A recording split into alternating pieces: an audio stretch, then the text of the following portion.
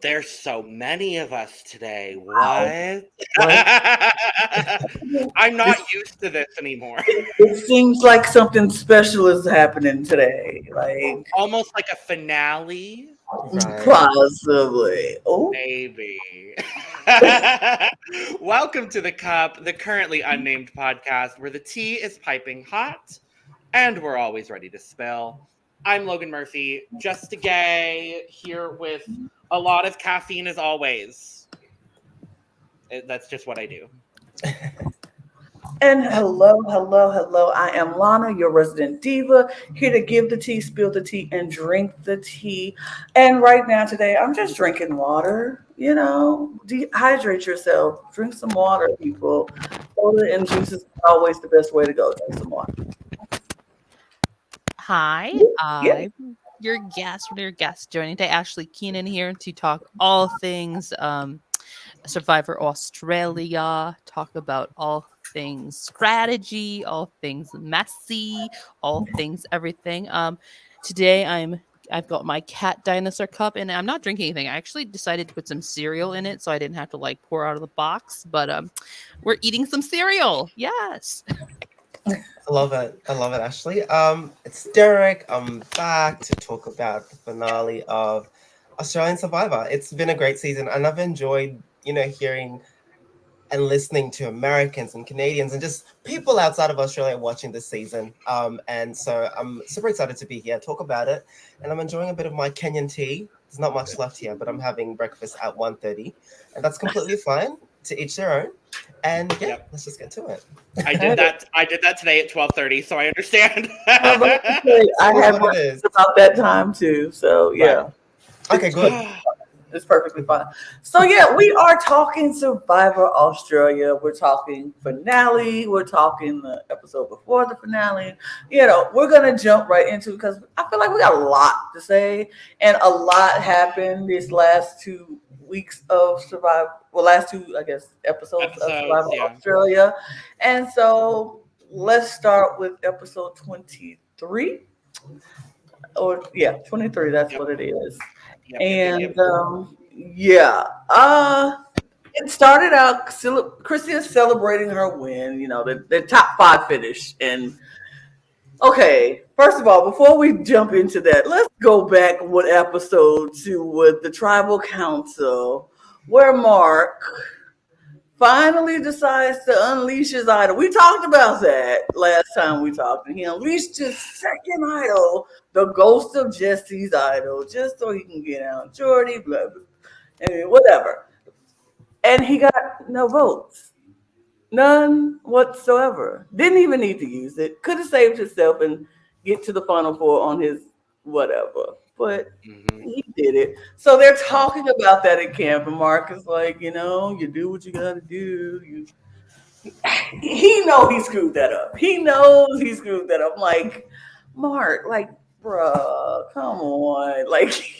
But in all of that, I'm like, yeah, he screwed that up, but he could possibly win his way out. Like, Mark is one of those people competitors who could have won his way through and whatever. Somebody else jump in because I'll just keep rambling if they don't. I'll hop on that point of, did he waste his idol or did he not? In Australian Survivor history, there's a cute group of people. I won't say names for spoilers of the past seasons, but there's a cute group of people who have walked out of the game with idols in their pockets. So that's obviously always something of fear. And I think at that point, that was the most unsure Mark has felt in the entire game. So he says, I'm just going to guarantee myself to get to 5. I don't care if it's a waste. I'm just going to do it. That's probably what he was thinking. If I were reading the room, he was definitely like, he could have played it better, just a little like smoother. But I mean, maybe he thought he's making a big TV moment. As Yeah. we know, Oh, he TV's thought a he was. big part. He thought he was shaking the table with that speech. He thought he was moving some furniture with that one, baby. I was like, ooh. It was trying to pull a KJ, with the whole tea situation. But I think I agree with Ashley. I think he needed to play it, but it was just the unnecessary words that came with it. I was like, you don't need to do this, especially with the jury sitting right there. Like, you have to be careful what you're saying, especially knowing how many people you've burned. Of course, I feel like most of the players, obviously, that were on the jury were people that love the game. But in spite of that, you have to be careful. Jury management, like, you don't need to do all of that. Even Sam was looking at him like, "What are you doing?" I mean, if I'm sitting at Final 5 without the immunity necklace and I have an idol, I don't need a souvenir from the game. I would rather have the money. Like, I'm playing the idol. I don't care if I know 99.9% sure I am safe. I'm playing it. I don't care. I just want this out of my possession. I want people to know that I had it, regardless of if it worked out and I needed to use it. Hey, I still have it, and I found it. So, I mean, this is the thing. If I'm 99% sure I'm safe, I'm not using it. I mean, let's be clear. Sure. If I'm 99% sure I'm safe, I am not using it at that point, especially if I can use it to get myself into Final 4. I'm not using it. But he didn't have that 99% assurance that it wasn't falling his way because he got votes before. So it wasn't like he just was so super safe. I get why he used it. Like you said, the words, they were unnecessary. He didn't have to do it. The theatrics were just... Yeah, he really thought he was shaking the table with that one. And it was just like, well, you really are not. It's really not giving what you think it's giving. It's just not. But they all are celebrating. They made the final 5, and it was good. It was great. I think Chrissy starts off the episode with some really amazing thoughts of how she's positioned in the game after that vote, which she says, I'm super, super tight with Josh, Mark and I, obviously in this grouping together. KJ and I, we got something, unsure what that was. She said, I can't remember. And then for Shay, she's like, we got the Golden Coast. Like, we're from the same part of the states, kind of, not states, but the state, Yeah, so. they're from the same state, Gold Coast, yeah. Yeah. And I think I told you this, Ashley. I was saying, when we get someone being so sure of something like that happening, red flags. She shouldn't be saying this because she's going to be voted out. Like, there's just no way she could be so certain. But yeah, she's managed to not receive a single vote since the first or second tribal council. Right. She has the second fewest votes of anyone on this season. Right. And the votes that she received were at the very beginning. And she somehow managed to just sit in the middle, do her own thing. And I know they were going after Khan because obviously he had an idol, he was good at challenges, but also because he was the cook, and they knew the best way to get people to be with you is you're cooking for them. And she kind of jumped into that role, but that never became a target for her. So kudos to her. So if you exclude Nina, who never received any votes, right. Alex, Iconic. if you remember Alex. Oh, I remember Alex received 2 votes. And then Kate, remember Kate? Oh, right. Kate daughter, received 3 votes, and so did Chrissy. Dave's daughter? Is that Kate? No, that was Andy's sister. Yeah. Oh, mother of pearl. No, you're talking about Brianna, my Brianna. love. Honestly, you know what? Anything. He's the issue. The background's not working for me. I'm coming back to just white wall. The background's not working for me. But yeah, so otherwise, Chrissy ended up tied for the second fewest votes on this season. And then it was Jay with 4, Croc also with 4. Oh, Okay. wow. That's really to end the interesting. season, yeah. Yeah. To make it that far with only that little is quite amazing, and I think a true testament to Chrissy's social game. I think as someone who plays a social game when playing games like this, amazing. amazing. Look, I will never, ever, ever, ever discredit anybody in their social game because that is not an easy game to play because Right. people don't respect it all the time. People don't see you as somebody who's making big moves and strategic. But being a social player is very strategic. You have to be able to walk that fine line where people trust you and people want to tell you things and you know exactly where you need to vote. Chrissy knew exactly what she needed to do throughout this entire. It was very few times when Chrissy was on the wrong side of the vote because everybody was telling Chrissy where to go, how to do it, and she was just like, sure. If you go tell me how to, you go lead me through this game because you don't think I can play this game, I'm gonna let you lead me. And then when we get to the end, I'm gonna show you how big of a mistake that was. So I will never discredit anybody's social game. Like you said, Ashley, as a social player in these games, I know it's not easy. It's hard to maneuver. So I applaud Chrissy and the fact that she's very confident in her social game. She's like, look, nobody's gonna beat me in the social game because I did that. I was very social from the beginning to this end. No, I got no votes until after the first week or whatever. So I think Chrissy, I don't like people discrediting people's games just because their only social is not strategic, big flashy moves. So Chrissy was very confident, and I was like, I can see that. I can see it. I can understand it. But yeah. Go ahead. Anybody else talking? I'm sorry. No, but then I know obviously we get the conversation with Josh, wanting to take Krista to the end, which is something we already knew. And obviously Mark wanted to do the same thing. But it's very interesting when you listen to who Shay wanted to take and who Mark wanted to take. Mark mentions that he doesn't want to go to the end with Shay because he thinks Shay's the biggest threat, and which is it's interesting. But so he would like to go with KJ and Chrissy, and obviously Shay wants to go with the girls, and that's the same thing for KJ. So it's very interesting seeing the dynamics and who they want to go to the end with, and what they're planning to do from this point onwards to get there. It's interesting you say Josh wants to go with Chrissy just for like the foreshadowing aspect for what happens later. Like, that the edit makes it really feel like, oh, we're good. We're really together. Like, we're not. What? Yeah, but shall we move on to what happens at the immunity challenge, or is that what we're at right now? I think yes, please. Sure, yes. yeah. Let's. I've actually got like good things to say about Shay, Derrick. Like, because you do. This is the thing for me because everybody was like very nervous about going to these immunity challenges with Shay because Shay has proven herself to be great. And like literally it's everybody but Shay for the rest of them. It was everybody but Shay. I don't want to go to the only person who really wanted to take Shay to an end game was KJ. It was like that was the only person who was willing to sit next to Shay. And that made me laugh a little bit because I'm like, everybody's so scared of Shay, although they literally had a right to be. But everybody was so scared of Shay. But Shay was the one who had no allies really coming into Merge. He had went to purgatory. First one voted out, going to purgatory. Had to sit in purgatory for 3-4 days or whatever. Had to come back. And still, when she come back, everybody's still like, I don't want to work with you. Still had no allies. The only person who then was like, Jordy, I'll do it then. But Jordy is enemy number one to half the people in the tribe. And it was just so weird to me that everybody was like, anybody but Shay.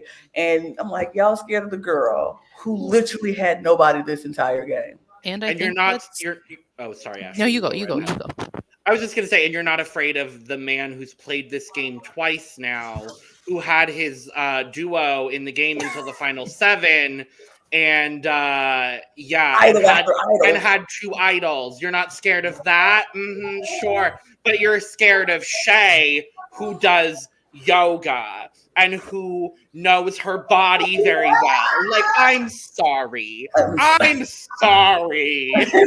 Yeah, like, another point too is like I think a lot of the players weren't thinking how the jury was perceiving everyone. Listening to the jury villas, a lot of them were very they didn't see Shay's game very well, so I don't think they were planning on voting Shay if Shay got there. So the jury perception is they probably should have thought about that, and if they saw that, yes, I need to take Shay with me, right? Yeah. Like that's the correct take if you're doing But- that, thinking that way. But you know what's so funny though? And you say that, and they say we haven't seen Shay's game. None of them tried to see Shay's game. They didn't even try. Like Shay was outcast from very much the beginning of Merge. Ever since when Ben left, it was like none of y'all. Not even. Even before before that. that. I'm gonna say literally day one when she's Yeah. paired with Brianna. Yeah, like Fucking literally. Brianna. Like Literally, y'all, nobody wanted to play with Shay for real. They didn't really try to play with Shay. Shay was a number to most of them only when they needed her to be, but they never really tried to play with Shay. So I'm like, you didn't see Shay's game because you didn't want to see Shay's game. You didn't even try to see Shay's game. Nobody wanted to work with it. It was like, I don't know. I found it very frustrating. Sam was pushing for Shay right from Merge. Shay Right from Merge. has to go. And I think that's why, obviously, I don't know, when you just look forward, it's like there's so many things that happen for her to get. Let me not ruin it. But there's just a lot that have been leading up to where she is now that I think she was, because I never saw the physical game as much as people were talking about, because they kept on saying how she's won challenge after challenge after challenge. But when you looked at it, Josh and Mark were right there. They had won probably more. Geordie was right there. Like there were things that were not making sense unless they didn't show us all the different maybe reward challenges that she possibly won, because she was never in the lead, but they kind of just made it seem like that was the case, unless they were thinking about the final immunity, which makes sense, which we know is always like an endurance kind of challenge.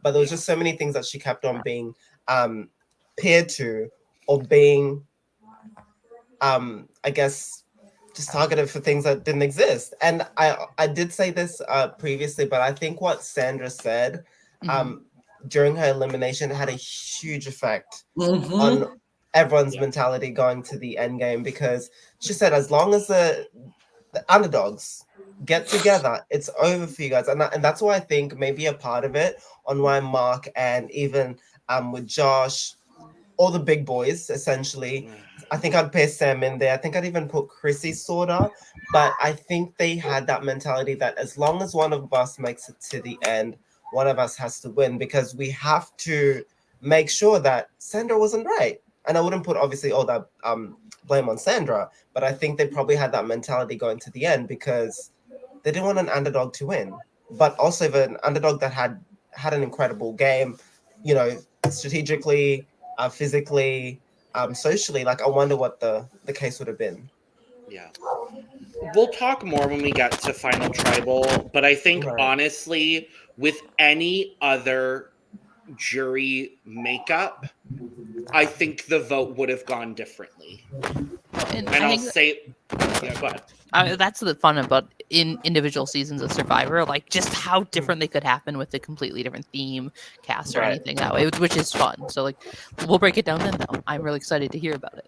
Yes. Yeah. So let's move on to the immunity challenge, because this was an interesting immunity challenge for me. I mean, we've seen, I guess, kind of similar with this, but this was really cute.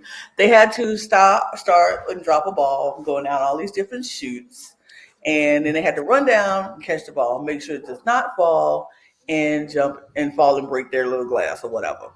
So, and then in intervals, they had to drop another ball. So at one point, it could be 2, 3, 4 balls on the track at the same time. And you had to manage your time to drop the ball, space them out enough time for you can get down to the bottom, grab it, take it back to the top without it.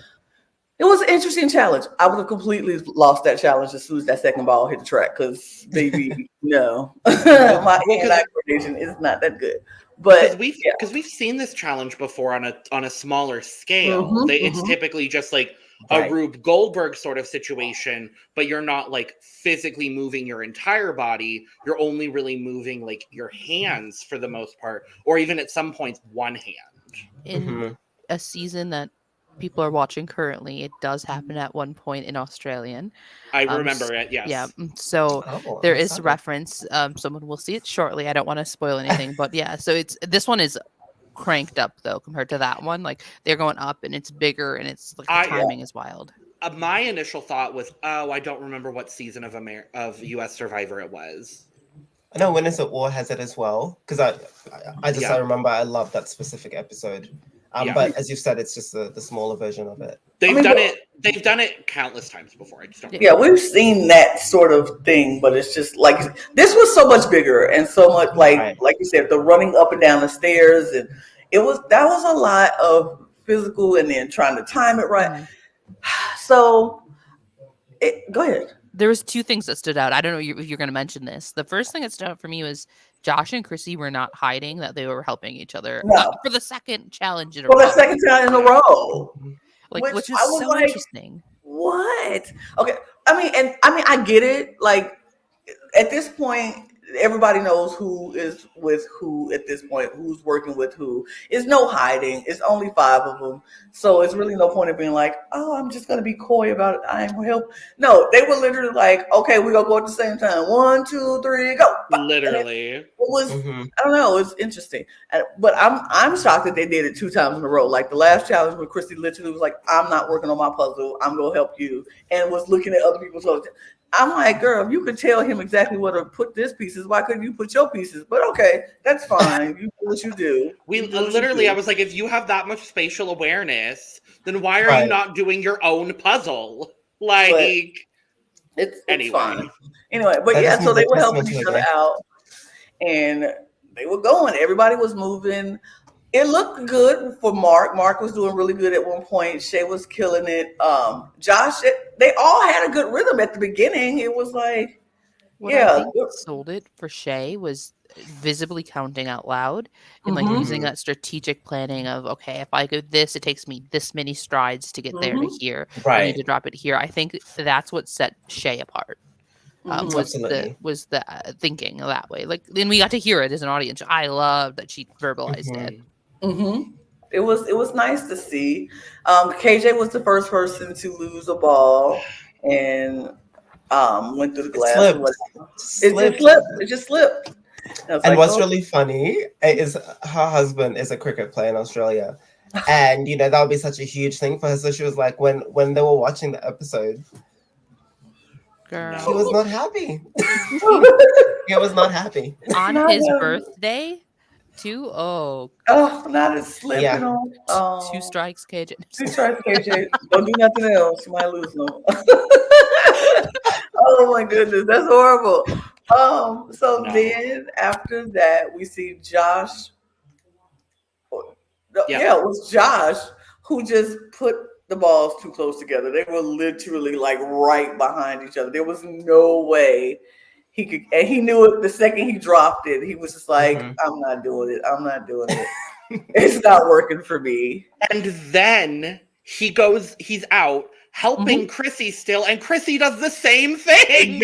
Because Chrissy obviously just stops listening to Josh at this point. He's like, wait, she drops. I was like, girl, he said wait. She literally is just like, I bet you she was mentally and physically gassed. Like, at that point. Like, I don't think she's gone and done a lot of the food rewards. No. I think she's been very Bryce Beans oriented for the last one, I believe. Yeah, which is it was the one she won. With Geordie. So that had been a while. So and then running up those stairs, like, I mean, I feel her. I would not have been able to do it. So I think the last big meal that Chrissy ate before the meat pie was the merge feast. So Chrissy really hadn't eaten anything.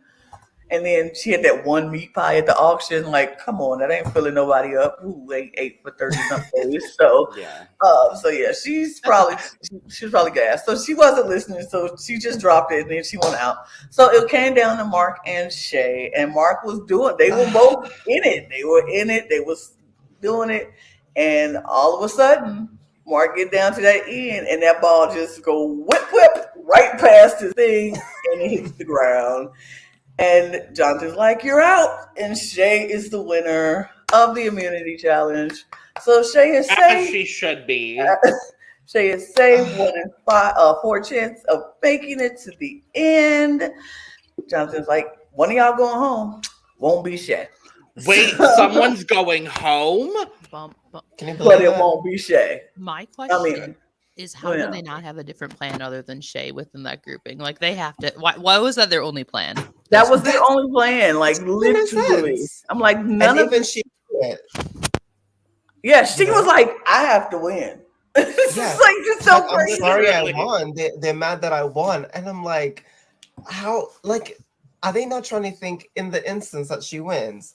Let me be close to her. Let's figure out how she can be a number, and I can be a number for her, and we can vote said person out. But no one was doing that. It No, was because just we're all such Shay. strong, beefy men. Because the only other people that can win challenges are Mark and Josh, and I mean that's actually the truth, unfortunately, because KJ and Chrissy never won.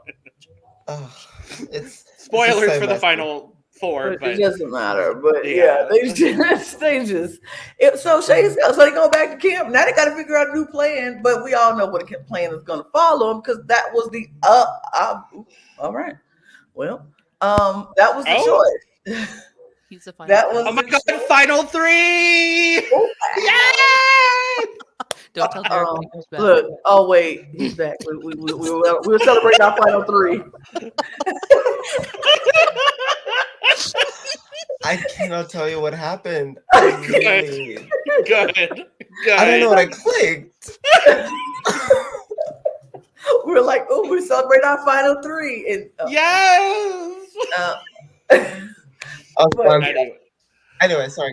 But yeah, so they're like, now we have to figure out a plan B because we wanted to get out Shay, but Shay won immunity. So now what do we do? And if I'm KJ, I'm like, really? We need to figure out a plan B because don't nobody else know what we finna do. Y'all don't. This is the one thing I did not like about this season, and this is what I didn't like about this huge alliance that built. Like they were so dominant, and it was so boring for a bit. Not the season was boring; it was boring watching them. It was boring watching them come up with plans and just making it was just. I was like, come on, give me something. And they was like, are we sticking together? Yep, okay. And that's it. And then they just walk away, and it's like, honestly, I'm sure the producers are like, we gotta fill in time with this fluff and nonsense because all they want to do is say we're gonna make the plan and that's it, and they ain't got nothing else to talk about. So we have to fill in with this segment of KJ and Shay saying, we're voting Josh. Yeah. Whoa. That was music to my ears because just the idea. I think it was Shay that first said it. Can you imagine an all-women final three? Mm-hmm. And it would have been my dream come true. Okay, but this is what I was just so I didn't understand this, but between Shay and KJ because they needed to get Chrissy on board. And I'm like, okay, you got to get Chrissy on board. You all said it yourself. Josh is Chrissy's number one. Josh is the person Chrissy will never vote against. Y'all said that. Y'all even you vocally said that to each other. So when you go to Chrissy and Chrissy's like, what? So what, Mark? We can vote Mark. And she's willing to vote Mark. And y'all like, okay, but then y'all go behind her back to the other people, be like, let's vote out Josh. And then you try to get Mark to vote. None of it made sense to me because I'm like, if you want to have Chrissy's vote, why don't you vote with Chrissy to make sure? Because she's not voting out Josh. You just know she's not. And it makes sense to me. Y'all maybe enlighten me on why if I'm wrong. I think I tweeted about it. I think KJ started to make too many plans, too many strategic calls, too much that potentially got people paranoid that she was trying too hard, and maybe less was more in that option for her. That's what I've come to maybe perhaps deduce because I didn't want KJ going there. I'd much have preferred Josh going there, or Mark. I mean, if we're talking strategically, but I think she just tried too much. Because KJ even says at that point that this was her plan C. Was like plan A was Shay. That obviously didn't happen. Plan B was Josh. We're not getting Chrissy on side to vote Josh at this point. So plan C, let's try to get out Mark because he's quite literally the only other person other than KJ herself who could be voted out. But even with that, when I used to think about that specific situation, because I was like, how could this have worked out in the best way? I think for Shay, she felt that she was closer to Mark than she was with Josh. We've seen that with her telling him he needs to play his idol, and maybe that was a way for her to build trust with him. I don't know. Maybe that was just her messing it up. I don't know. But I think she felt I'm a lot more confident if I don't necessarily win the next one. If I go with Mark, I have a higher chance of making final three. But we know that's different, hearing what Mark actually had to say with who he wants in his final three. And so she's pushing for Josh. Josh is pushing for her. And so she knows if we get obviously KJ to go with us, and Chrissy is definitely not going to vote for Josh, then at least we have Mark who will take me to the final three, which that kind of obviously like messes it around because we know that Chrissy's not voting for Josh. There's no way she's doing it. But she also was not giving certainty that she was okay with voting for Mark. And I think that's why there was just a lot of things where KJ was like, you know what, let's just mess them around, make sure that they don't know what they're doing. And hopefully that works in my best interest. Mm-hmm. Yeah. Makes sense. That makes sense. Kind of, sort of, in some universe. Yeah, I love going to tribal council like with the uncertainty of like, now who's gonna get this vote? I love that uncertainty for just that like little bit of like, as a viewer, like it's kind of cute at a final five to be like, this is messy. I like it. Let's see what happens. You know, Definitely that. But yeah. Oh, so we go to tribal, and Shay. Everyone's like, "Oh my God, Shay! Oh my God, Shay! Shay is such a beast! Oh my God, Shay!" Mind you, Shay had just won her second individual immunity. I would like to point out that is the number 2. She won the second one, and she won this one that we just watched at this point in the game. Right. But oh my God, she's such a big threat. She's such a big threat. She even says in this moment she's good at one particular kind of challenge, and those are the 2 challenges that she's won. So why people are like, oh my God, she's the biggest threat that's ever existed in Survivor, I don't understand. When Mark's sitting right there. When Mark is sitting right there. Oh, I love Mark, but he's a target. What? His threat level is amazing. I have never seen anybody who is 6 foot something, 200 and something, ex-military person not be the target in any game where physical challenges is something that is required. Like, how do you take... and a returning player at that. Like, how is that not the target? Welcome to the enigma of Australian Survivor. I think Ashley and Derrick can attest to that. Like, welcome to the enigma of Australian Survivor, where I just don't understand why that's the case, but it is. It just is. It just is. And I think, honestly, and I just keep on going back, I think it's what Sandra said. Like, they were willing to just go against anyone that would be fitting that underdog criteria and have some decency or some egotistical message with them. They just wanted to make sure that an underdog was not making to the end and an underdog was not winning. And if that means Mark stays, fine. If that means Josh stays, fine. Because even they should have been going against each other, but they wanted to, like, things are not making sense. How are you both trying to keep each other at final 5? You don't know. One of you could win at final 4, and there's no way you should be taking each other to the final 3 over Shay. Right? Oh, no. Crazy. It's crazy. Insane. I find it so interesting that Mark gets to kind of decide who he wants to go to 4 with in that sense with this vote. After with all that being said, he still gets to make the key pinnacle of which way does he want to flip, right? Amazing. Amazing. Crazy. Look, I get it. I understand it. It just baffles me that this is what it is and this is how it goes. And Mark does all of this throughout this game, plays 2 idols, one idol that nobody even knew he had. And wait, no, I knew. Jordy knew. Jordy knew. And that's all Of that course, matters look, in my I heart. mean, I of Jordy. course, agree, Jordy Ashley. knew. I agree. I think Shay believed her. I think Shay and I think KJ Shay believed her. believed Jordy. I do think Yeah. Shay believes Jordy. I think Shay was probably one of the only ones. Michelle believed in Jordy. You know, For a minute, then they kicked her out. I think. Well, then she got voted out, but it's fine. I think KJ kind of believed as well. I think they were like, but I feel like KJ was like, I have to believe it because what else am I going to believe at this point? It was just the best. But they get to but Mark is still in the position where he gets to make that decision on who he's going to take to the Final Four. Who's going to go to the Final Four with him? And it just baffles my mind. But we get to Tribal, and Tribal is Tribal because Jonathan just asked some questions and some things get answered and some. My favorite moment of this entire final week is when Chrissy tries to ask the jury how they feel and what they think.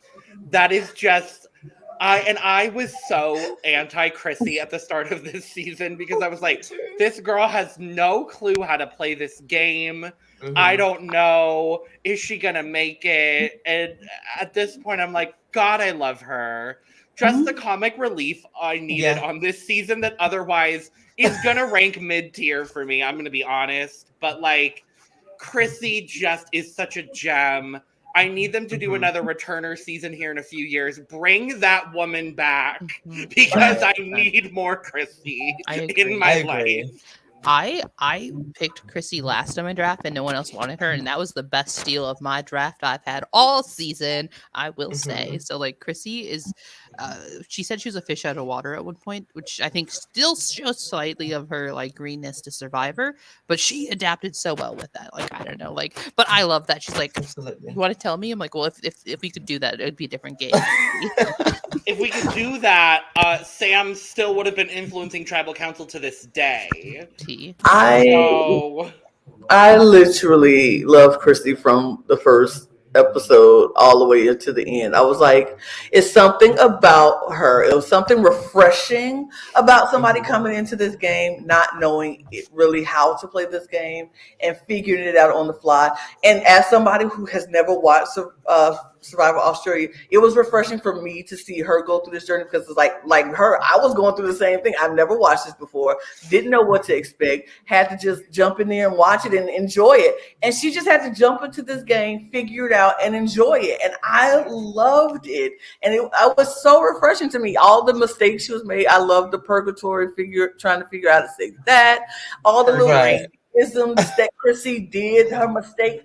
When she made the mistakes, it was like, oh, Chrissy. But then she always figured out a way to maneuver and get herself out of her mistakes. So I was very much impressed with Chrissy this season. And I loved Chrissy. So when she asked the jury, could I talk to the jury? I was like, let her talk to the jury, Jonathan.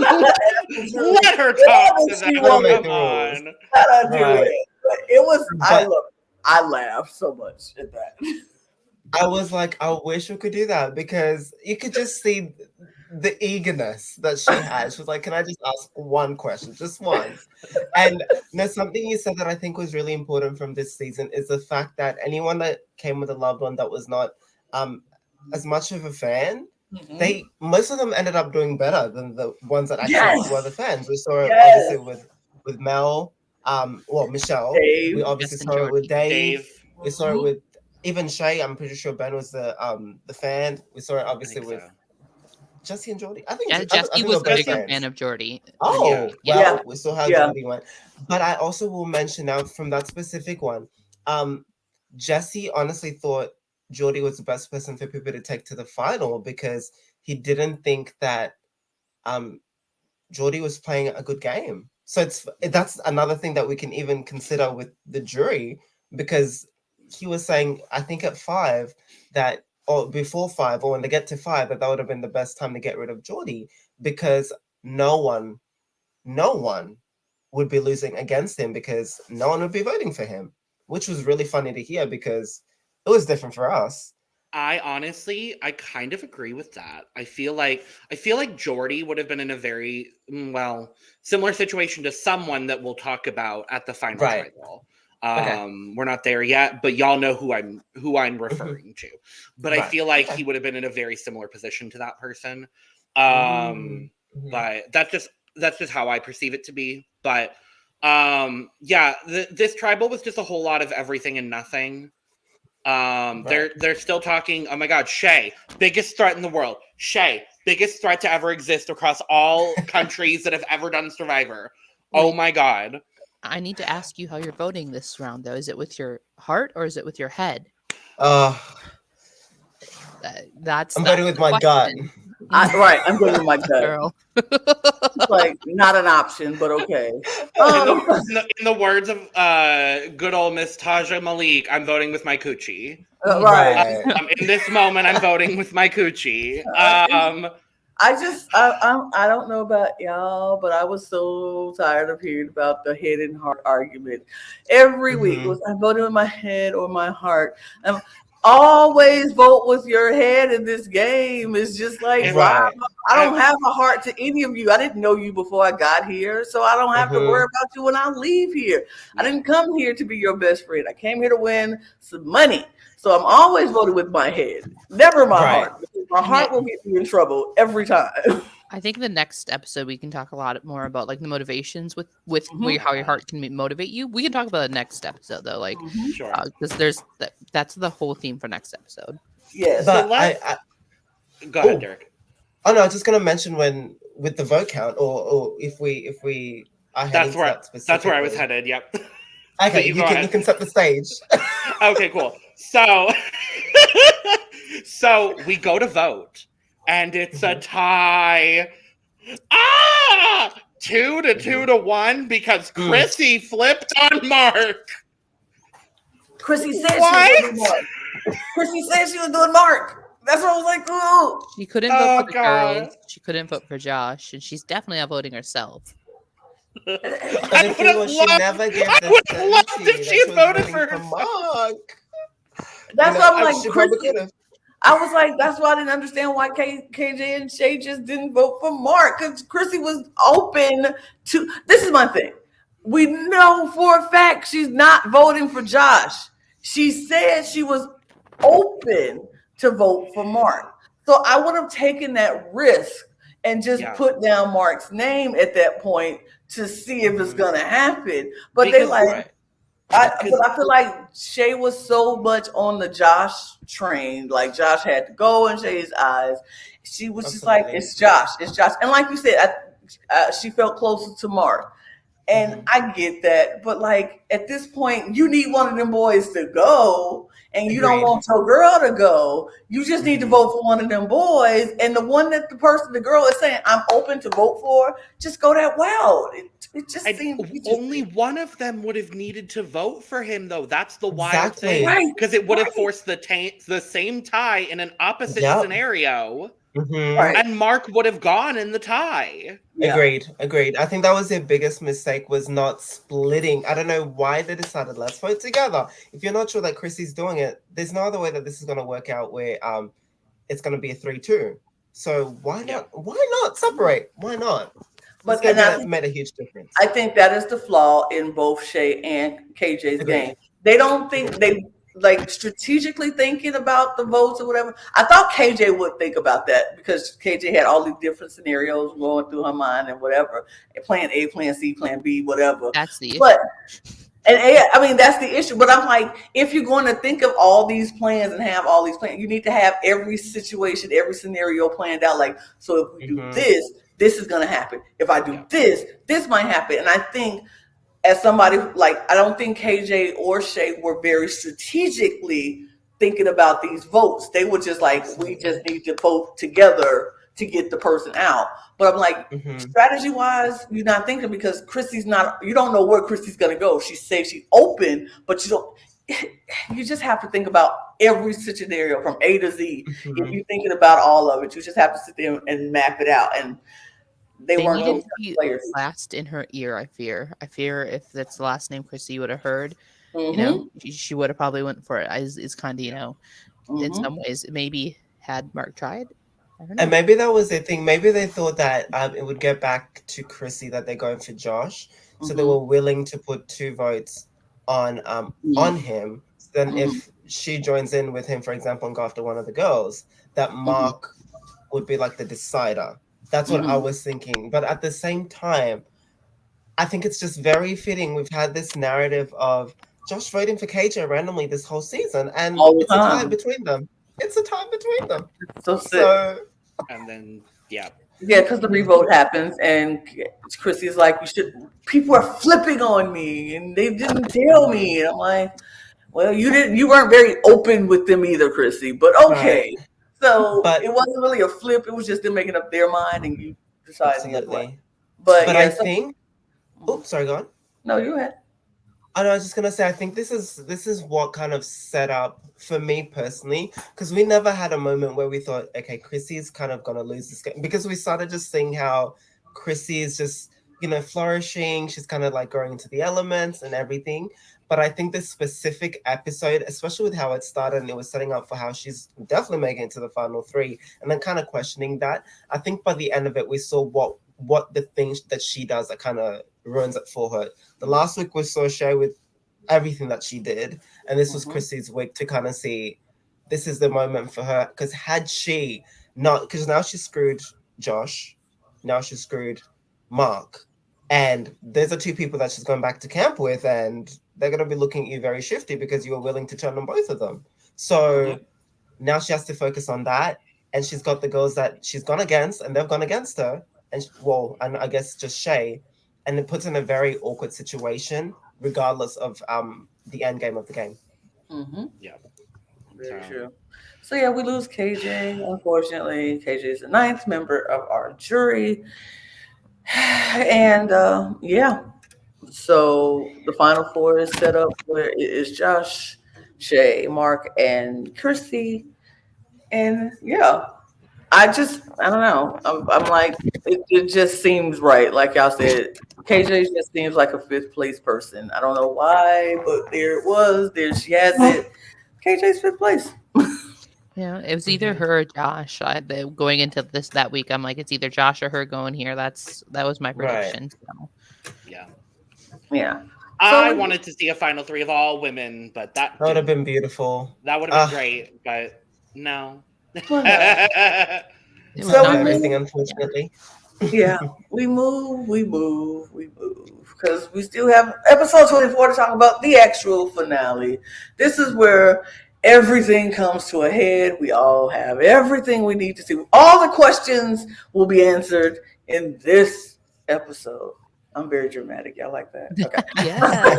And speaking of drama, we get a less dramatic than normal finale opening sequence from Australian Survivor. I noticed it wasn't nearly as, bombastic as Right. prior finale sequences. I was like, oh, we're just Here. B-roll from what we've already seen of Australia thus. Okay. Mhm. I think But they we- were more inland this year. That's probably why they didn't have those beautiful water nature Well, shapes. even then, like, Even, like, if there's what one happened? thing, exactly, Oh. yeah, it's like if there's one thing Australian Survivor does very, very well, it's these like showy Right. whatever sequences where it's like blood, water. Like Mhm. I was expecting some like big. I was honestly expecting what they did with the Purgatory 4. Just this like slow mo, like zoom in sequence, and we didn't get any of that really. We got a lot of walking, and a lot of walking, and I think then it was a lot walking of- through water. Reflecting? There was a lot of reflecting. Right. This was a very reflective episode. I was like, everybody. I just found it very interesting because, like, I don't know nothing about the B-rolls and the dramatics that Yeah. Survivor Australia that they're used to. I don't know none of that, so none of this seems weird to me. I was just like, Mhm. let's just jump in the show and see what's happening. What I did find a little weird was all the reflecting. Like, we're used to seeing in Survivor where they're sitting there talking about their journey and how they Yeah. got to this point, blah blah blah. But we're usually at the final 3 when that happens, or the final. Well, I guess if it's a final 2, or whatever it is. Yeah. I'm used to that at the end when we're about to go into the last tribal council. So Right. I didn't realize it was going to be so much reflecting. We got Shay reflecting on how she had to fight. She had to fight from the very beginning. She was, it. I don't. But then 8 minutes of reflecting. I would it like was to a point lot, out. and then it kept going. Like even it just the whole episode was reflections until tribal council. I was just like, oh, okay. I think a large part of that is that we've just been seeing the same 2-3 people for like the last few episodes, and they need to remind us that there's other people around there. This is what they've done. It might not necessarily have gotten the platform to showcase that, and so this is us reaffirming that. And even when you think about the episode prior to that and the one before that, there was 2 specific moments with just Mark and him just talking about why he needs to do this on behalf of Sam. And then you can hear the little one just laughing at the back. So it was like he's had his moment twice. So now we need to share the spotlight with other people. And also, I think another thing, they had Oprah/Sandra on the season. So maybe the budget wasn't there to focus too much on the grandiose moment that they were looking for as prior seasons. So they needed to focus on the slow walks and not as much as they. I think it also going to the basically the main theme of this episode in my brain was motivation. And they start off very strong with Mark's motivation, Sam and Harry, the kids trying to get that way. Chrissy's motivation, the kids at home. She's working with this. She's done this, this, and this. Shay's motivation is she's young. She's got Ben. She wants to keep continuing her education, this, and that. That's why she needs to go forward. And Josh just found out he's having a baby. Like he learned that this is what he's going home to, and finding out. Like I think they love storytelling in Australian Survivor. That's what I've noticed in my watches. They love a story. So this is their last chapter, and they said, "Let's get you a good paragraph to start with." That's kind of how I agree. I agree. Sure. I think it was very much like, here's what I'm playing for. This is what I'm playing for. And that's all well and good. That was great. I actually enjoyed listening to their reasonings on why, even though we've heard these reasons why over and over again. Every episode. I mean, it was just like, we know this is blood versus water, but they keep telling us this is blood versus water. We know it's blood versus water? Yeah. No, it's red versus blue. Red and blue. Thank you, Ashley. Yeah. Ashley coming in the final episode and finally clarifying it for me. Thank you. You're welcome. But it's the fact that there were so many water people that were left in the game since the final six. The final six was all original water. I mean, all water. Yeah. And I will say, those were probably my favorite group as a whole at the very start. And it's just so funny that they ended up all making it this far. And even when you think back to the way that they were kind of, in comparison to the Blood Tribe at the very start, you could always see there was so much chaos going on in that group. But with the Water Tribe, they were all kicking, just, vibing. It was all kind of focusing on family. And I think that was as Ashley said, a huge thing this episode. I remember this, one thing that they did with Shay as well, I should just mention, I want to take care of my family as well. And I think maybe that was just a way to kind of sum up Blood versus Water, as well as show maybe that was something that they were all bonding over as well in this moment in time. And I think it was beautiful. It was just a great way to kind of finish off a season that was so focused on that. Well, not because there's weird family dynamics, but you get the gist. Yeah. Some not family dynamics even at all, but we move. I think it helps set up for like the beginning of the challenge too when they get the phone calls. Most definitely. I was about to get into that. Go ahead. I've got 2 things that I need to point out in this start of the challenge. First of all, it's a final 3 for the first time in Australian Survivor history. And honestly, I'm cool with it because it's blood versus water. Because then, like, if Mark and Sam had made the final 4 together, then, like, there would have been a very good chance they make final 2 together. And then it's like, why does it matter? It's very Rob and Amber again. But Right. if you have a final 3, then it's like at least 2 different pairs at minimum are competing in the final tribal council. And obviously we lost our final pairing at final 7, but like in a different universe where, you know, Nina and Sandra dominated the game, then it would have been Nina and Sandra versus Shay at the finale. And that's what I would have loved. But anyway. But then they get phone calls from home. Now, this is where I get confused, because knowing what we know about Final Tribal, their families show up. And I think, correct me if I'm wrong, this is the first time they also haven't had family at the final immunity challenge on Australian Survivor. 2016. I don't think they had it in the first season. 2016. No, because I believe. Oh no, you're right. Yeah, I think in the second iteration, without spoiling, I'm trying to think who was there. The winner's family was there. I remember that moment very specifically. I believe. I could be very wrong, but I think I remember that. I don't know if I think they might have started season 3, honestly. They broke from a years-long tradition of having family. Exactly. It's been a couple seasons. Yeah. But I'm like, if y'all are just going to turn around the next day and have their family there, did y'all pay that much to have Sandra on that you couldn't have the Final Four's family show up to the immunity challenge? I wonder, because there was a day between 4 and the finals, right? So I'm trying to think like when they were flying them in. They're in Australia, so it shouldn't be that hard, right? It'll be a few hours. They would have flown them in probably the night of the Final Four Tribal.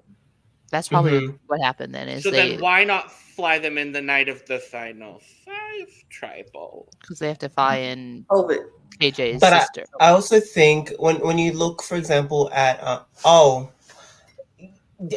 potentially. Okay. But I think a huge thing as well might have had to do with like kids. For example, Harry couldn't be there. Like we even saw. I don't know. Well, I guess like at the final tribal council, we know what happens. He's on a TV screen.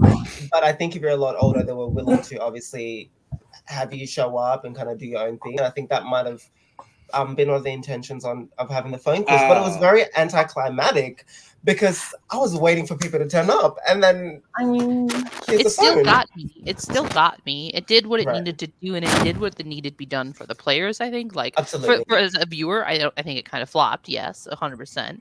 But like Christy in specific, I think really worked for her, because it really brought her home to. I have kids at home. I have a husband that like want me to bring home this bacon, hypothetically, maybe literally. You know, like I think that really was part of the factor. That's what kind of gets the fuel under the fire for her to last however long she does in the challenge. You know, like. Okay, maybe it's just me. I didn't find it. It didn't fall flat for me, like because maybe I'm not. I didn't know that they had their family come there. So I guess for somebody who's never seen it before, it didn't fall flat. It gave me what I wanted it to give, because I didn't know no different. So I'm like, oh, phone calls. That's so sweet. That's so why I love having your perspective, Lana. I mean, and we have to think we're still in pandemic times. This is COVID happening, so I don't think they could just fly people out. Like you say, if they did it Final 5, they would have had to bring KJ's sister in, and then KJ goes home, so then the sister has to go home, and it's just a lot. And so I feel like it for me, like I said, it didn't fall flat for me. I was just like, oh, this is so nice. Especially, I felt like the best for Shay to get a phone call, because she didn't get her letter, because all that stuff. So I was just like, oh, that is so sweet that they get to talk to their family. And like I said, Alex, that's the motivation. Sometimes it don't take but just a little bit of motivation to get you to do what you need to do. And that phone call just did what it needed to do. It gave them all a moment to talk to their families, talk to their loved ones, and get that, okay, this is why I'm here. Let's do this. And I thought it was sweet. It didn't fall flat for me, because I didn't know no better. But now hearing that family usually is there, it's like, oh, well, it still did its job. I mean, I got misty. I did. I was like, I was definitely dabbing my eyes. I was like, oh, okay.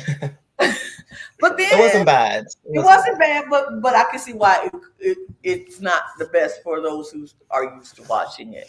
So then they say, fine, now you've gotten your motivation, you got your phone calls, let's go into this immunity challenge, where they had to hang on a platform over the water and when time go down all these things, and eventually the lowest one is you're literally like planking on this platform, Planking over the over water the water. on like a 30-foot cliff. Yeah, I would love that challenge.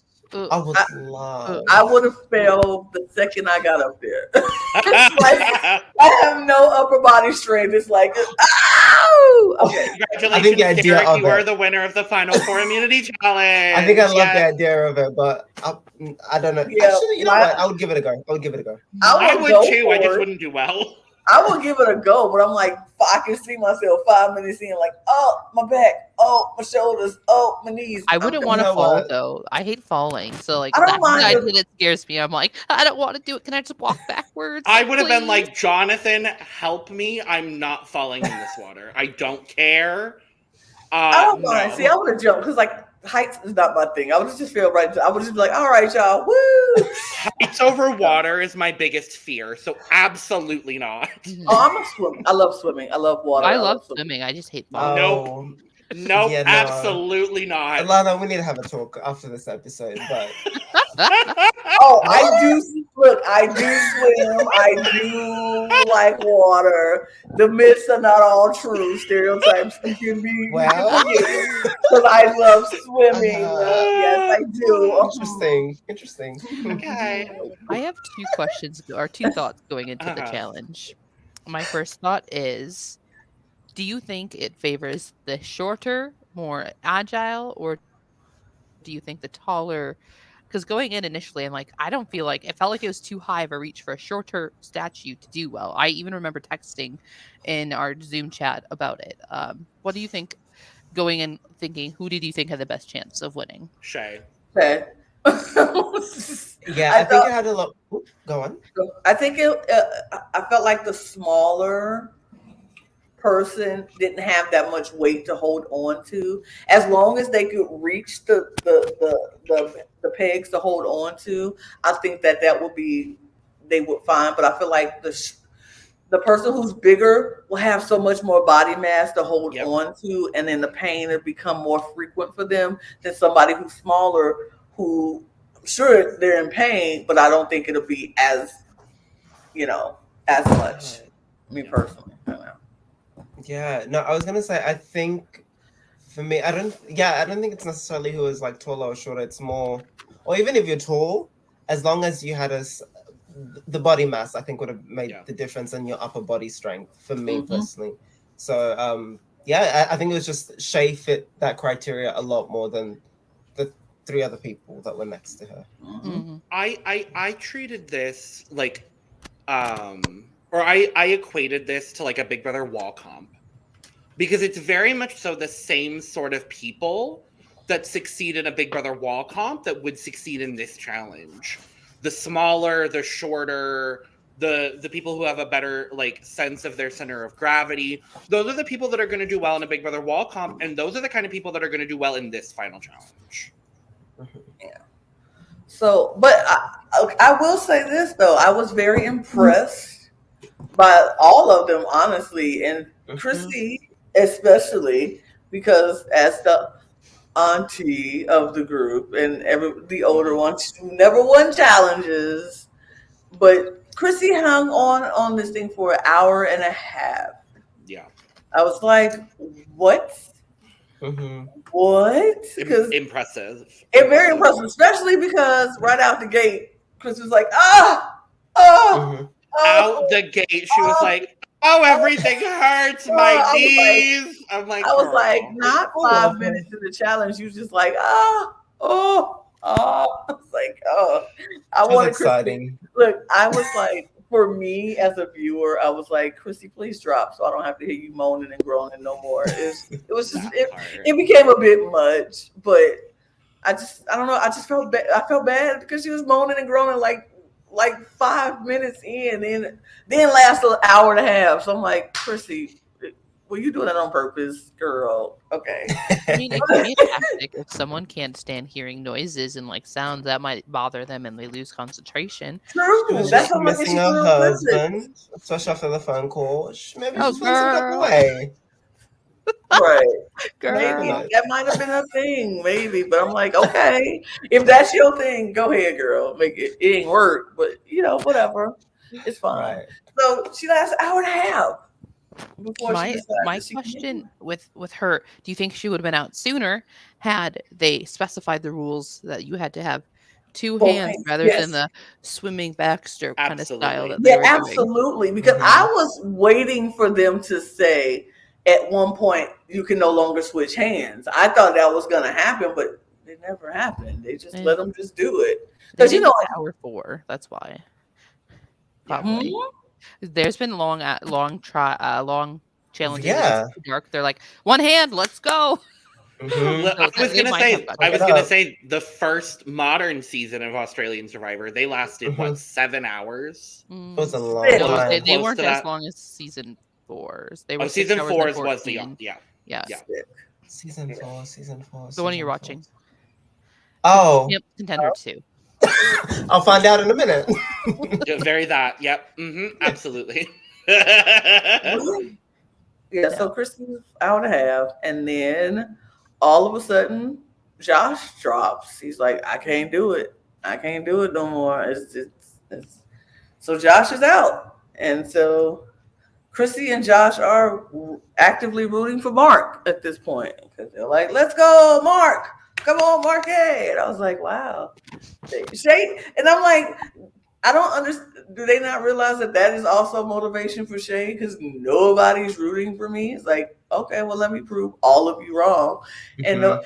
Shay was literally doing ballet on the bars. She was just pirouetting, and it was a sight to see. She's so Mark, elegant. she is supernatural. I just like she was there and she was looking very focused and just waving her hands around, going back.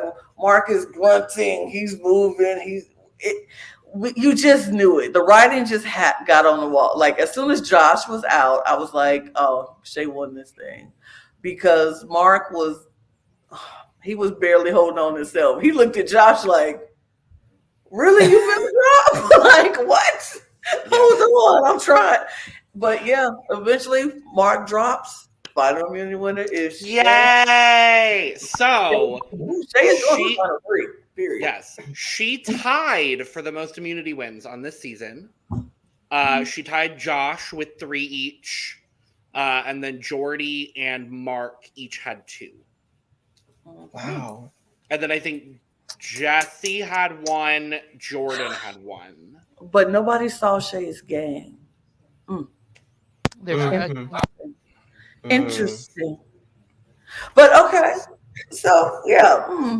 So Shay wins the immunity idol, and so now they got to go come back with a plan B because Shay was their only plan and their only option, and they were like, "Well, now what do we do?"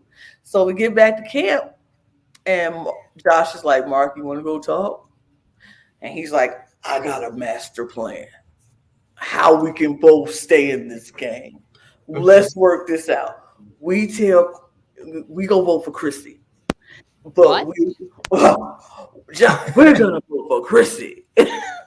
Like, well, and Chrissy, your number. Wait, hold on. Chrissy's your number 1. No, not your number 1. Not even close to your number 1. Because now you're gonna throw Chrissy under the bus. Because now you want Mark to go to the sitting in with you and Shay. Interesting. They're gonna vote for Chrissy.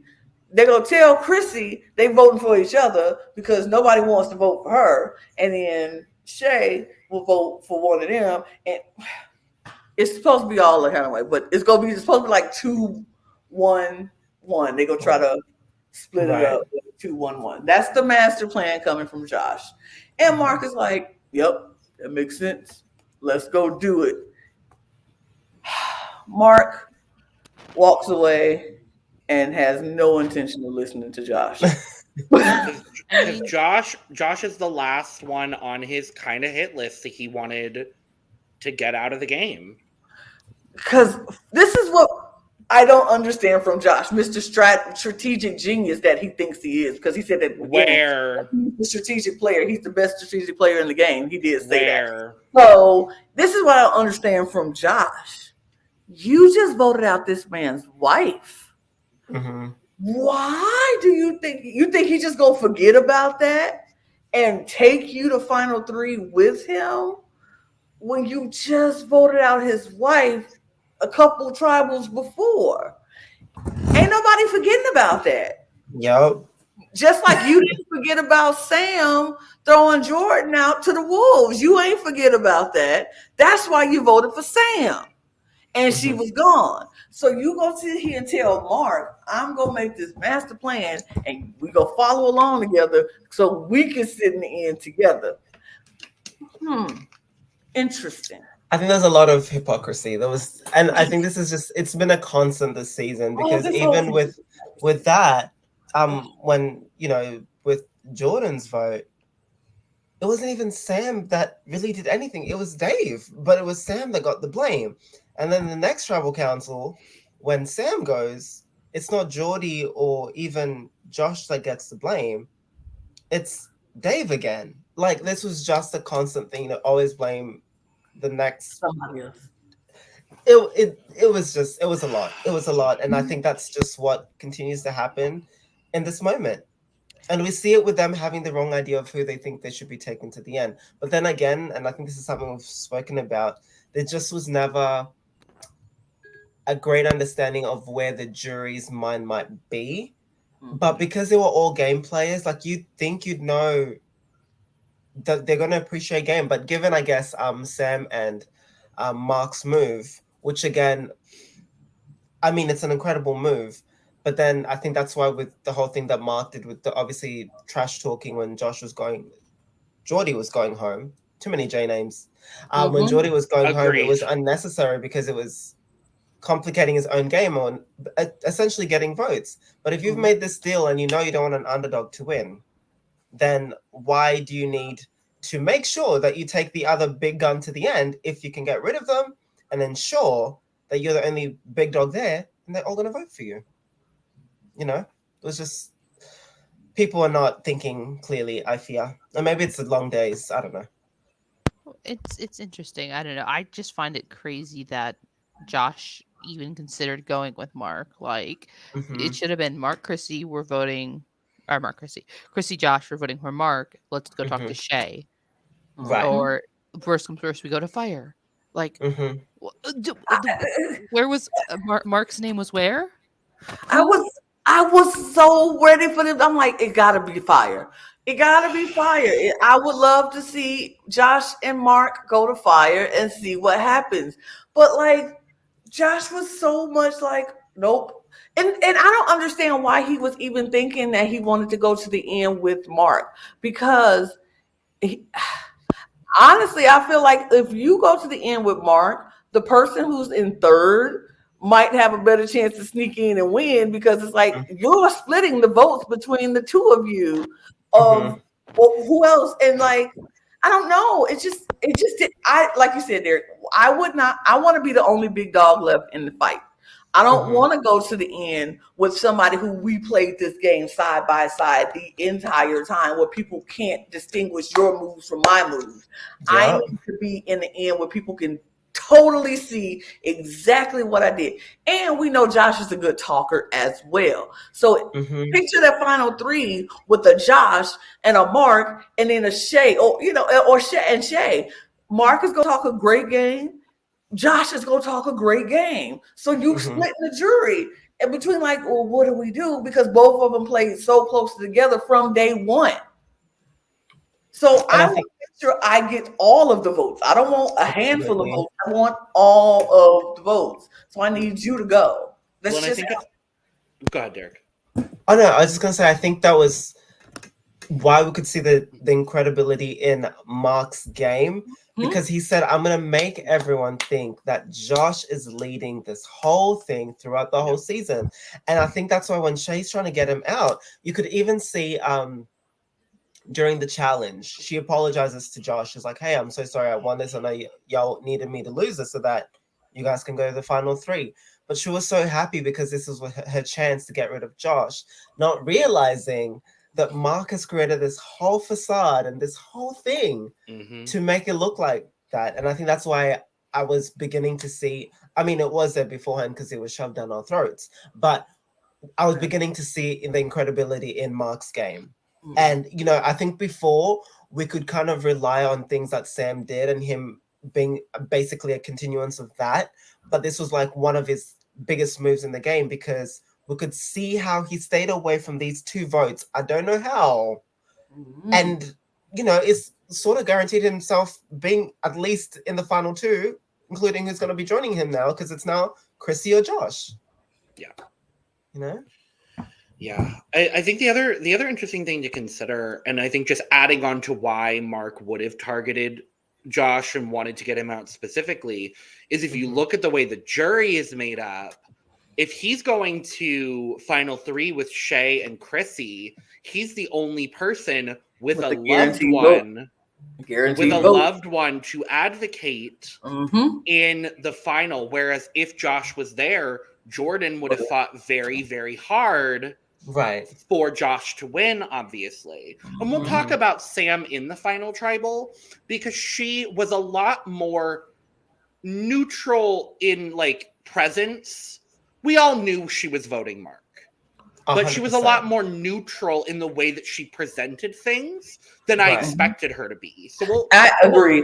We'll talk about that. I agree with you 100% because I was waiting for it to be what I was ready for her to be like, "This is Mark's resume, and this is why he should win."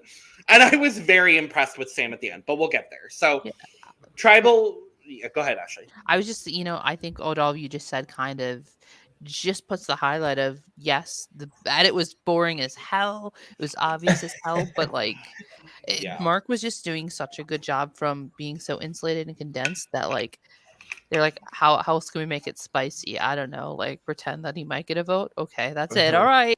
Like, I don't know. He played such a dominant, strategic, not social-ish, but like more strategic than social, where it was very. Sam played the social game. He played the strategic game. Yeah. And with the shared bank account, I'll take it. I don't know. I don't necessarily agree with that. I think Mark actually played a really good social game as well because he made everybody. He wasn't the Josh. Josh made everybody feel like crap leaving. Like Josh was telling folks, "Oh, it's between you and your sister. Oh, it's between you and you. You definitely have to win." Like Mark never had to do that. Because Josh was the bulldog. So Mark was very much social. Like Michelle liked Mark. Mel liked Mark. Michelle liked Mark. Everybody leaving. Nina liked everybody liked Mark in the pre-jury. Everybody liked Mark post emerge. Like Mark was insulated, not just because he was winning things. He was insulated because everybody liked him. Like Sam did her part and she brought Jesse in, but it really didn't take that much because I think if Jesse would have came in without Sam, he still would have liked Mark. Everybody just flocked to Mark. Nobody saw Mark as the returning threat that he was. Nobody took him there. So I think he socially played a phenomenal game as well as his strategic game because everybody liked him. And Christy liked him. Josh like people betrayed him and they still liked him. He betrayed them by lying to them about an idol for so long and they still liked him. So no, I don't. I definitely think Mark's social game was just as strong as his strategic game. I think he set it up that way. Yeah. Sorry, Logan, I know you wanted to say something. Oh, no, I was just going to say, I just think I don't like Mark. That's kind of where I'm at. No, I think like it got like that for me as well. I think with him, especially very early on in the jury phase, once Sam started losing all the people that she was closest to, Mm-hmm. that was kind of like her tarnishing her own social game, because we saw people were saying that she was erratic, she was this, she was that, Mm-hmm. but they would go to Mark as like the staple of that duo. And I think even when you go later on in the game, people were still going on the jury and they respected him enough to at least have a decent idea of knowing, you know what, he's still playing the greatest game of the people left in the game. Even Jesse, whose own brother is still in the game, thought that Mark was playing a better game than Geordie. Like, it was just, it's crazy. I think that goes back to the bigger conversation of the theme as a whole, blood versus water, is what you do with your two duos. Do you play individual games, or do you play as a combined unit in making, your one person go further if you may have to make sacrifices this way? If I make this sacrifice, do I go one step forward? Is it worth it? No. But if I make this sacrifice now, can I go 5-6 steps worth it? Right. It might be worth it. Like, I think that's a thing of the theme, the season, that makes it really interesting compared to different ones where you kind of have to play out the scenarios of with a partner, and Mark and Sam just did it masterfully. They just did it better than everybody. Well, and the other thing to consider as well, because we've seen 2 other Blood versus Water seasons on Survivor US, and neither of those turned out even at all close to similar to this, because both of those winners, if I remember correctly, because obviously Nadia went home first on San Juan del Sur. I believe Tyson's partner also went home third boot. Yeah. In that. Yeah, it was like 3rd or 4th boot. And so we've never seen a Blood versus Water Survivor season work out this way, where such a dominant duo makes it so far to the end, whereas we saw Natalie and Tyson play such underdog games and sort of break up those duos. And like, Natalie Anderson is also my favorite winner of all time, so like I'm gonna bring up Natalie whenever I can. But here it's specific enough because she won a Blood versus Water season. Right. But it's so interesting to see that dynamic as well. I also think I have preconceived notions because I didn't love Sam or Mark on their first season either. So I think that also had a lot to do with it. I just didn't particularly care for either one of them. So coming into the season, I was like, I'm going to do my best to be open-minded. And I still just don't necessarily love the way that they play the game. But it That's worked out fair. for them. So I'm opposite of you, which is, it makes sense on why I like Mark. I found them very entertaining, and then like I went and followed them after and like saw their family journey, and I kind of fell in love with their love story. Sure. Yeah. And Go ahead. No, I was just gonna say one thing. I think one aspect we haven't mentioned is the fact that Mark had the opportunity as well to be in the same tribe as Sam, but decided to stick with the original Blue. So they were always in the middle of the conversations and made sure that once they got to merge, that no one was checking for them. And we saw that no one was really going for Sam. I think Sam's own demise was out of something that she did. And Mark never got the blame for that. And it's incredible. Yeah. It's so funny. Like, I love listening to everybody's perspective about it, who's watched it and know people and know the seasons and know everybody in it. And I'm just like, I don't know these people. Like, I didn't know Sam and Mark, had no idea who they were. And it's like, I didn't know what kind of game they played. So coming in, it's just like, I just watched them for what they did in this season. And I felt like they did, like, the Blood versus Water theme is always kind of tricky because it has so much emotional attachment when you lose somebody in this, and you have to readjust your whole game plan, because your game is to try to make it as far as you can with the person you came in with, and we're protecting each other. When that lifeline is gone, you have to readjust yourself. They played this game from the beginning to the end. I didn't really care for.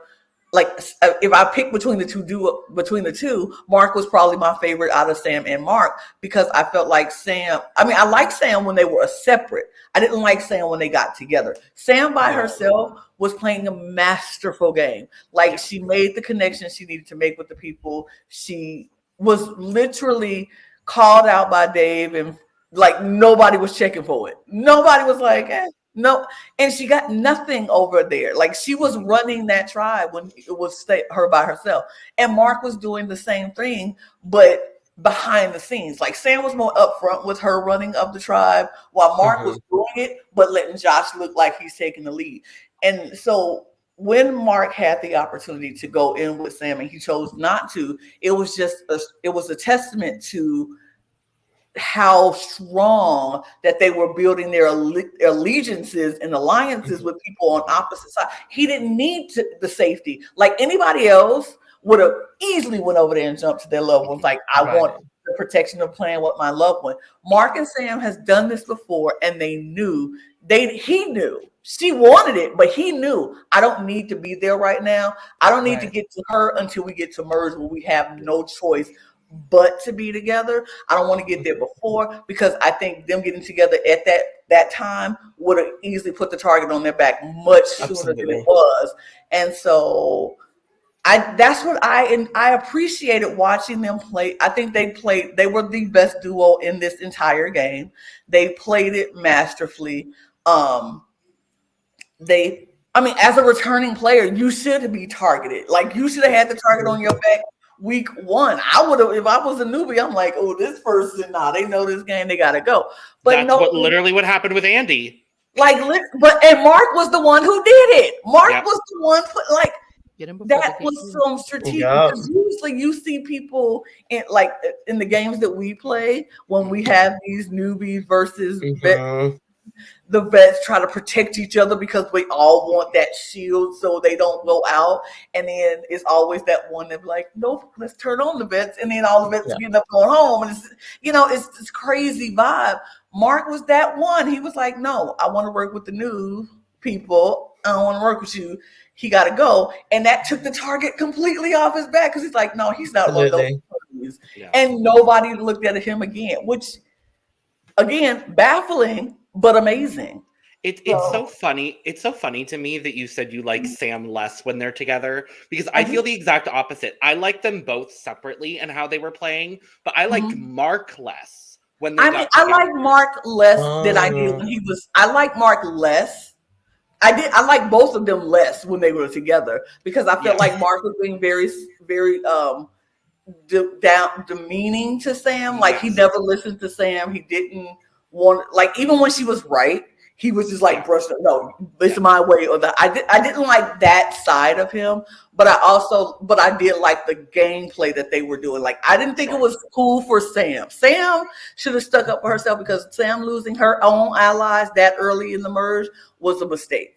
Like, she could have been sitting in that final four or whatever. I know they said that they made the plan where neither one of them would go, one of them would be there. Yeah. But whatever. To me, I felt like getting rid of Khan, then getting rid of Jesse, like, those are people who had your back. Like, I wouldn't have did that. I would at least fought harder for them. And I don't think she fought hard enough for them. She was just trying to keep peace in the house, though. But I understand, because, I ain't trying to go home. I ain't trying to lose my husband over Survivor. I'm not going to do that. Yeah. Especially if my husband is like Mark. I'm not going to lose my husband over no Survivor game. I'm just not going to do it. So I get it, girl. I get it. I also think they probably stepped into the roles of how it is in their households or just in their normal lives. And that's why we're seeing, even when you look at Sophie and KJ, they said, we don't work well together. We saw how that worked out. And I think that was just a thing with Sam and Mark. And I kept on going back to his profession. I think he also has that nature where he speaks in a certain way, and we might not understand it, but that's just how he is. And so Sam is used to that. And I think that's why even early on, I was watching an interview that Sam did, and she mentioned, I knew Jesse was going. This was something we talked about, because we saw that he was pulling away from me and getting closer to Geordie.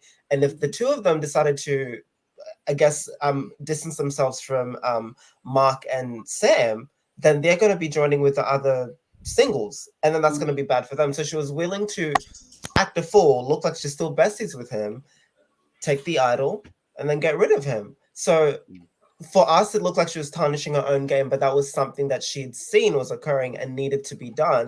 And she was willing to sacrifice herself for the sake of Mark or her making it to the end.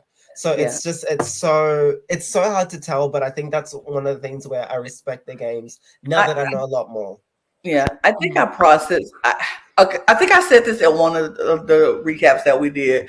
I think it was, for me, I was like, I can't process being talked to like that on national TV by anybody, especially any man.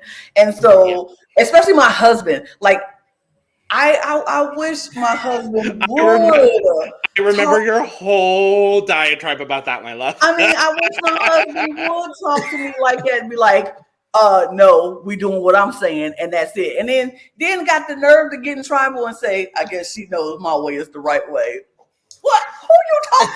What?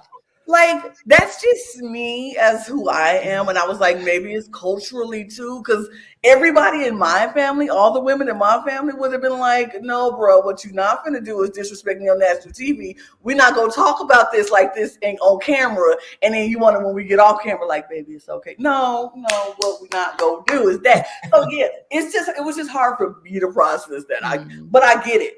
Dynamics in your household matter. And I feel like she was just like, I'm not going to get divorced over Survivor. I'm just going to go with this plan. We're going to do what we do, and it's going to work out for us in the end. 100% period. So I get it. The first Survivor marriage, but also one of the first Survivor divorces. Survivor given. Could you imagine? We could not get over blood versus water, so we got divorced. That's like, so what? I mean, but for again, the motivating factor is a shared bank account. I'm sure, like, you know. Imagine they get divorced and then they do like Rivals 2 years from now, and then they get them on. Could you imagine? No, that'd be wild. That's so sick. Oh, no, if anyone, they would get Mark and Jesse on for Rivals. That's who they would get. Sick. But Jay and Jordy. So just like how the edit criminally underrepresented him this season, we have failed to mention that Josh got eliminated. Right. Much like his edit, right? Much like his edit. Oh, yeah. He wasn't there. Okay, I just wanted to point out, Josh, bye. You were nice to look at, but bye. That's my nephew's name. Bye, strategic king. There was rough landing, turbulence. I don't know. It was very. And Chrissy is just distraught. She just voted out Josh. Crushed. That was her moment. That was her move. That was her big move. Right. And Shay was grinning from ear to ear that she's done this. And I'm like, how is Mark? Well, too idle Mark. Should we just go straight to Final Tribal? Well, no, because we have to talk about Mark's reflections. Like I said, this episode of reflection. Do we have to, Lana? This episode of reflection. Come on, Ashley, give us a little Mark moment. The reflections of sitting by the water. He was with it was okay. Their body language, number one, just lets me know what was really going on. Like, they didn't even hide that they weren't interested in talking to Shay. They weren't interested in being around Shay. They only had to go on this journey because they had to set up for the breakfast back at camp. So they made them go. And Mark's just leaning on Chrissy. Chrissy's leaning on Mark, and Shay is sitting off. But Shay's just there as the strong, beautiful woman that she is. And Mark is so sick, and Mark is crying like, I went to war and had all these moments on by rivers that was just like this, and I lost people, and I'm like, oh, that's sad. Yes, because we know being in the military is not an easy job to do, and we thank them for their service all over the world. But he was just like, and now I'm sitting on this riverbank. And it's just hard. And Chrissy's like, well, maybe now you can think about Survivor moments when you're looking at rivers like this from this point on, instead of those bad memories. And Mark is like, you know what? I can do that. And then he goes to his confessional and says, I will think about good moments like this. My time as Survivor. I'm just like, come on. Are y'all feeding them these lines to say this stuff? Yes. No, you know what it is? For me, the biggest thing was just for the edit alone, and I don't know if y'all noticed this, we had Sam and Mark have their son there, but no one else had something close to that. I know we had the Chrissy one, but we never even had, we didn't have that showcase frequently. So the edit was just so in favor of their story. It's like they were the main characters, and then everyone else was just kind of like, every now We and had then the would see them. Joker. We had the Joker, Right. the person the Joker was robbing. Right. We had someone with no And- name. Right. But like they had this whole narrative with obviously their son, and he got his little moment running in the grass somewhere. And then even with this specific line, I was like, he's played Survivor. No, he's played Survivor twice. Like the story, I'm so glad he had this story, and I think it's something that we don't even talk about a lot here in Australia. So I'm glad they brought that up and was able to speak very vocally of it. But I was thinking, even the first time we played Survivor, they never mentioned this, and I don't know, maybe it's something that he was still healing or dealing with, or whether that was just catered in order to make him a more, I guess, likable winner, because the people are obviously turning against Mark and Sam, and we know this. So do we think that was something that was used to make him more approachable and likable? Well, his first season, there wasn't enough time to get that full story, so that's probably half of that. But yeah, go ahead, Lana. I mean, yeah, sure, I guess. I feel like they had to make. I mean, they gave us the edit for a reason, and it was just. Even like I said, for me who never watched this, I don't know how, but listening to everybody say Survivor usually edits things a certain way, and also they make you, they shove things down your throat. I mean, Logan's been telling me that since the beginning, like, and literally edit people out of the show. And it's just like they just tell you things through the edit. So now when I was watching the edit, I was like, okay, so I see where this is going, because they're focusing on this and this story right now at the final 3.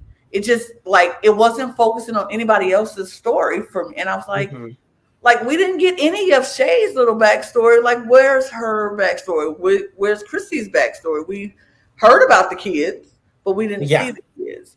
We heard about Shay. I mean, but Shay and we never got anything. Shay. Honestly, we never heard anything about Shay. I didn't know, like, I didn't even know her dad was like, is he like French? Is he like? I think they're either. I'm not 100% sure, but I think Fijian. I could be wrong. Okay. Oh, okay. Yeah. Because I'm like, oh, we didn't know nothing about none of that when he started. Started talking at the thing. I was like, oh. And didn't know that. And that just goes back to my frustration with every single season of Australian Survivor, honestly, is just like, while I understand there's this very pointed edit, and I understand that they're very, very much so. And from my perspective, and Derrick, please correct me if I'm wrong, it seems to be this way with all of Australian reality TV. Because I've watched every season of Survivor, I've watched most seasons of BBAU, and I've watched a little bit of like The Bachelorette AU, and like it just seems so like there just is like this storytelling narrative where they're like, we don't want to like keep anything in mystery, we don't want to like do any of that, we want to tell you from the jump exactly who you should be thinking about, and we're going to erase anyone else that's not relevant to the story. You've got it. I think that's just there's no way to sugarcoat it. I think that's just a frequent thing that they do, and I think that's why. But I don't want to ruin it, especially with last season. It was a shock for people because things were kind of ported. We were led to believe something differently, and I think that's why it's a testament to US Survivor, and that's why I was asking, obviously, with the whole situation or story that Mark had, because even when you think about I can't remember who it is. I was thinking about it before, but now it's completely gone. No, it wasn't even a winner. It was some, for example, Mariah from the season 43. Mariah. For her, we had our own story with everything that had happened with her brother, and we already know what happened with her. Right. It's a runner for anyone that hasn't watched it. But something like this could have potentially even been done for Mark in his first season, even if it was pre-jury. So I think it was just it seems like some things are just given to you at a certain time, and sometimes they're catered to what they perceive the public is thinking. And I think that was probably a mechanism for us to kind of make him more, relatable and kind of just understand him, given what we've been saying about him or seeing about him in the last few weeks. When I think looking at all of the winners, again, I don't want to spoil, but looking at all of the winners, sometimes that has worked. And I can think of very specific winners that works for. And then on the flip side, there are a few Australian Survivor winners that I feel like are hurt by that. And we've kind of pretty much already said it. Mark wins, but like Mark falls into that category for me as well of someone that like, oh, if production perceives this, perceives Mark to be this fan favorite returning player, and he's not being received that way at all by the public from what I've seen. Like there are a few winners, and Mark included in that, that are hurt severely by that. And so it's such an interesting narrative, and it's why I'm going to keep watching future seasons of Australian reality TV, just because I think it's really peculiar and interesting in that way that we would never really get in American or even really Canadian. If you look at Big Brother Canada, we don't even really ever get that sort of narrative either. So it makes it very interesting for me.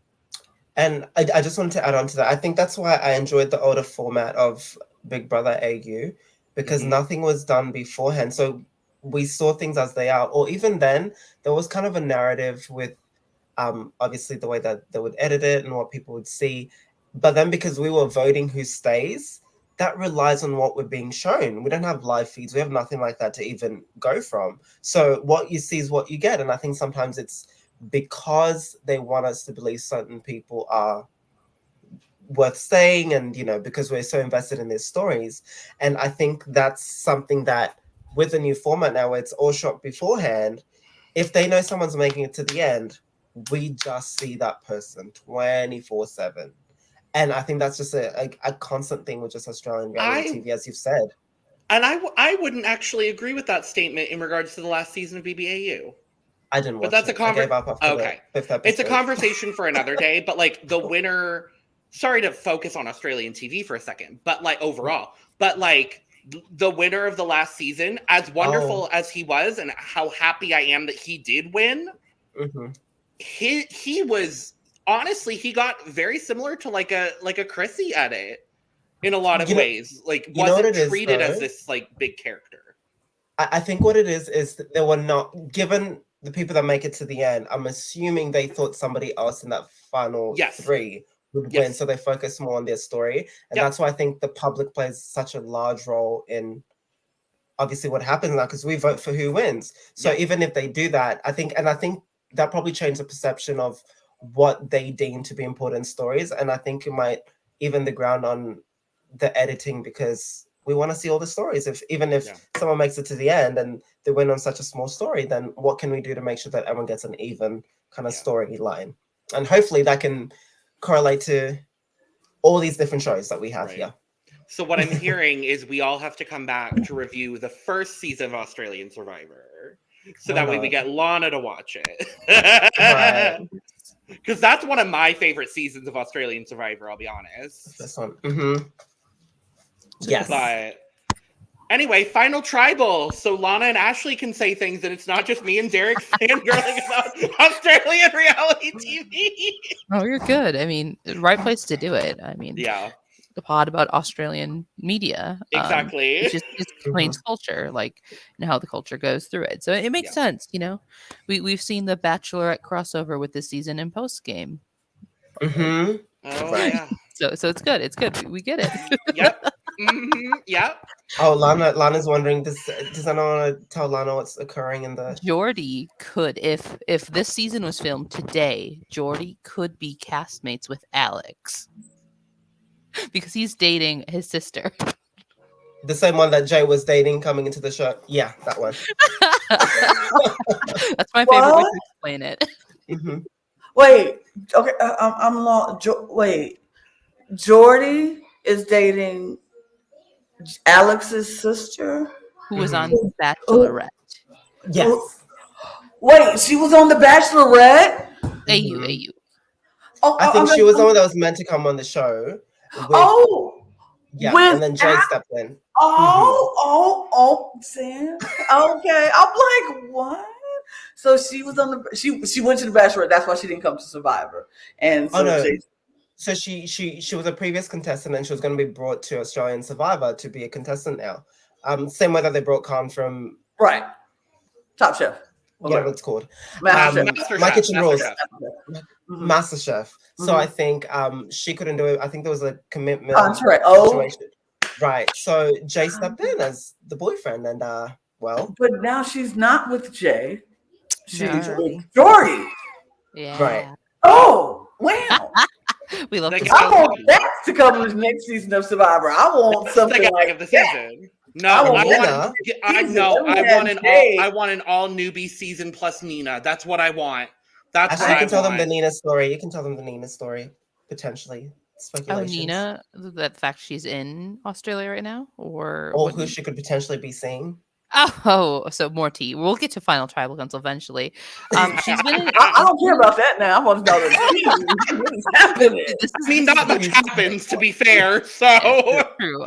So Nina has been in, Australia for the last month and a half or so, and we've done some sleuthing, not hard sleuthing, but her stories have shown her with Hot Doc, who helped her when she broke her ankle. Oh, so several times. Oh. So I mean, if you go out and you go get you an Australian man, you might as well get you an Australian doctor. I ain't mad. It just says do what you do. So, I mean, it's good for her. It's good for her. She keeps extending her stay. Extend your stay at one way. Because then she'd be, if they get married, citizenship. Hey, I'm just saying she'd be an Australian. To be survivor. Right. I mean, it's just like you go get and he was cute because he was there. I was like, oh, hey, Doc, you cute. But I mean, he was all gentle with it, and he was he was doing some extra. I think Doc was looking at her before she was looking at him because he was doing the most and the extra with the lifting of the foot. I'm just and that has to be something because she was out there for how many days at that point? No shower, no all of that in survive. Oh, get it, Nina. Get it. I ain't mad. No. I ain't mad. No tea, no shade. Nina, you do what you do, girl. Get your man. He's a doctor. So. Right. My mama always told me if you go for somebody, you go for a doctor, baby. So she doing what she doing. I ain't mad. Right. Okay. Let's get to Final Tribal Council. Because I mean that's what we're here for. And it was a mess to me. I'm just gonna say it. Can we start with the messiest of the mess, as much as I hate saying that about my queen Shay? Oh, let's not. Let's start. Yeah, let's go. I feel Derrick, let's just get it over with because I don't want to harp on it. I love Shay. Shay was my winner pick from week 3 or 4. Shay really did not perform in this final tribal, nor was she given really the opportunity to.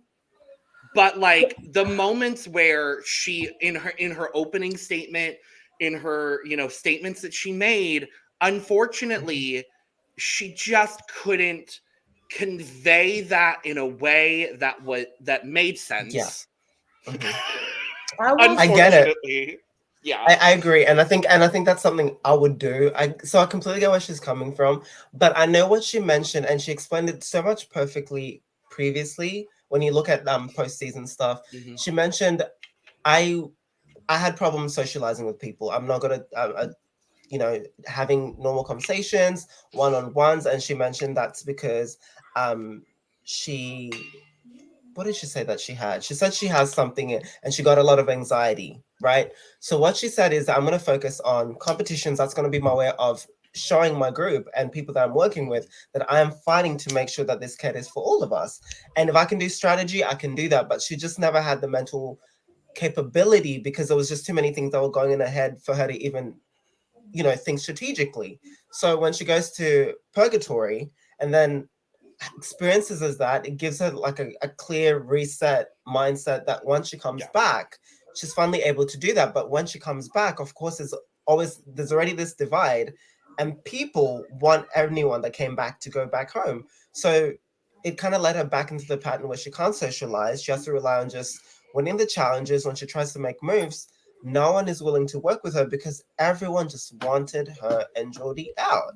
So I think she was not able to articulate this and failed to even mention the fact that she allowed them to have their letters from home when she knew she was number one target. Of course, like she could have been petty, as Dave was with the whole situation early on with Khan, right? She could have done that, but she said, you know what? That was me showing that I am willing to work with people. This was me doing this. And she just didn't say that. She just said, I'm an 8.5.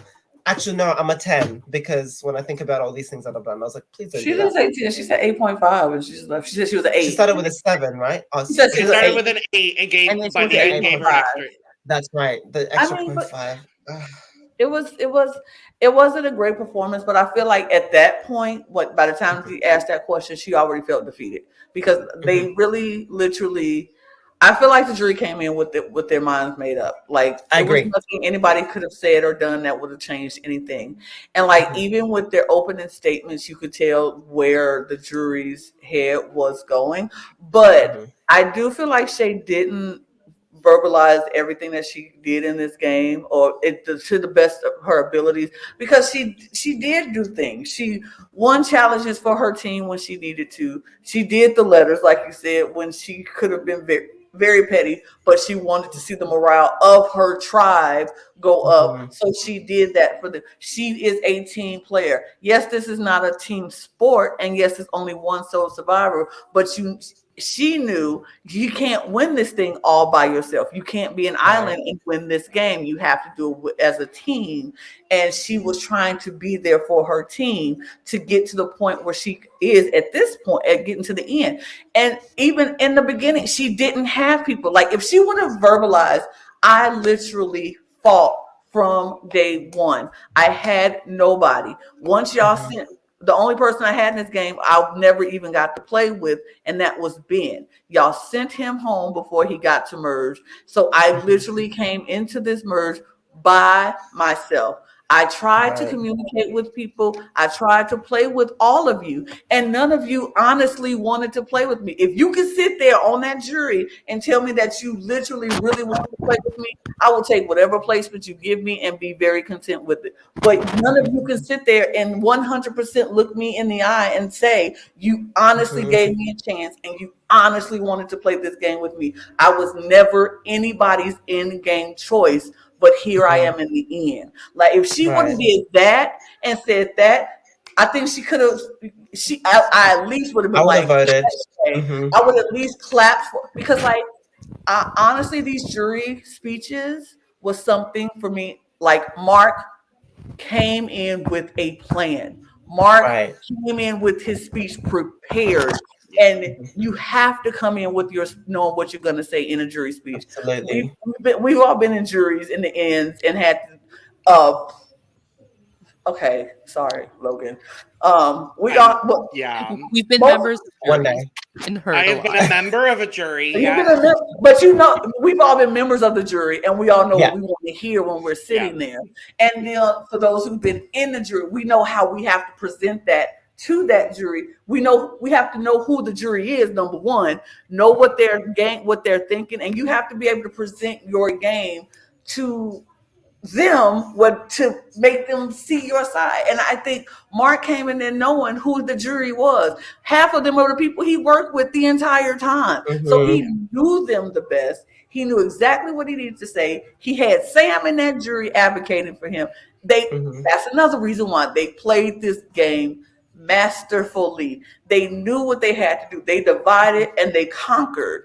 And it was like, it was good. It was like, that jury speech for me, I was like, if they weren't going to vote for Mark, they should, because he nailed it. He gave his plan point by point, and it was like, yep, he did that. Yep, he did that too. Yep, it was nothing he said, or maybe a few things he said. He took some credit for a couple of moves. I was like, no, not really just your move, but I guess you're a part of it, I guess, in a roundabout way. but he made the plans and everything. You couldn't dispute anything he said, and that's how you have to go into a jury. And I felt bad for him, but Chrissy also held her own in that jury. I want to talk about Chrissy. Chrissy, I was absolutely slayed. I was very much impressed with Chrissy because Chrissy was like, she knew exactly where she stood in this game. She was very conscious of where her place was, and she stayed in her lane, and she was able to articulate that at the end. And I honestly, the way the vote was, I mean, we all know Mark won.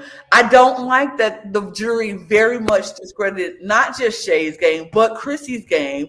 And it made no sense because Chrissy laid the game plan out how she did it and why she's there, and it made sense. I really felt Chrissy should have at least got a vote. I agree. I should have got a vote. I just spoke to every single person that was sitting there, talking about exactly what she knew about them, everything that they did together. And the hypocritical Josh, like I really wanted to slap Josh for being so dang hypocritical. How you gonna get mad at Chrissy for voting you out when you voted for her? Like you were doing the same thing. She just got the better of you. My favorite part is his question to Chrissy. Why did you vote me out? She gives her great answer. Next question, Mark. Why didn't you vote Chrissy with me? Same. Right. Like, which one is it? He's such the strategic mastermind, you know. Like, I'm like, you are a hypocrite if I have ever seen a hypocrite. How are you getting mad at this woman for making a move that you tried to make, but she just got you? Like, that's respect for me. Game, respect, game. If you get me out and I'm trying to get you out. Yeah, it just... I'm sure he was still stung, but you know, it's been less than 24 hours, but still. Anyways, right. But I definitely did. Oh, sorry, go on, Megan. My point didn't matter. Go ahead, Derrick. Oh no, I just love because I know you're gonna be putting up the photo of like Shay's post, but I know one of the lines you mentioned on there, which wasn't obviously shown to us, in how the jury was. I think they came in as Lana. You said this before. I think they came in with an idea of who they were already voting for. And I think it just goes back to that situation with Sandra. And they wanted to make sure that an underdog was not getting this, despite what Chrissy said, because Chrissy killed it. I sat there because I was not expecting that from Chrissy. I really wasn't. And so when she said all these things, I was like, you know what? I wouldn't mind seeing Chrissy win over Shay, for example, because she said exactly what she needed to say. And she, like, there were things that we knew as fans, like the vote situation. She brought those things up, and I wasn't expecting her to. I was completely shocked. Yeah. And even when they were asking, like, how do you think you made it here? She's like, well, I was always in the middle. I did this, I did that. I was good with everyone. And that's the reason I'm sitting here. And she didn't do it in a way that seemed like she was obviously tearing them down, because she understood what each of them were looking for. But I will have to credit Mark on one specific thing. Anytime someone hit him with a question where he might not know how to answer, or he felt like they were obviously targeting something, he'd always go back to his family and be like, I did this for my son, I did this because, and that happened 2 or 3 times. And I think that was so smart, because he knew this is one way to just get them back on track to why they should give me the win. And I know we were talking about Sam before and potentially what she could have done. I was watching the jury villa speeches, or anytime someone would come in, Sam was still playing the game in that jury. She was still playing that game, because she always knew how to cater to people. You could see the conversations she was having with people there, making people feel comfortable. And I think, of course, even if it's subconsciously, someone's going to be like, you know what, this is going to be benefiting Sam in the same way it's going to be benefiting Mark. So I'm going to be voting for him. So I think she obviously continued to play the game until the bitter end. Well, and again, she's one of 2 that had a family member in the end still, with the other one being Jordan. And so I honestly, like, as much as I don't particularly care for Mark and Sam as people, they played a masterful game together. Absolutely. And absolutely. But do we want to touch on Shay's Instagram post really quickly?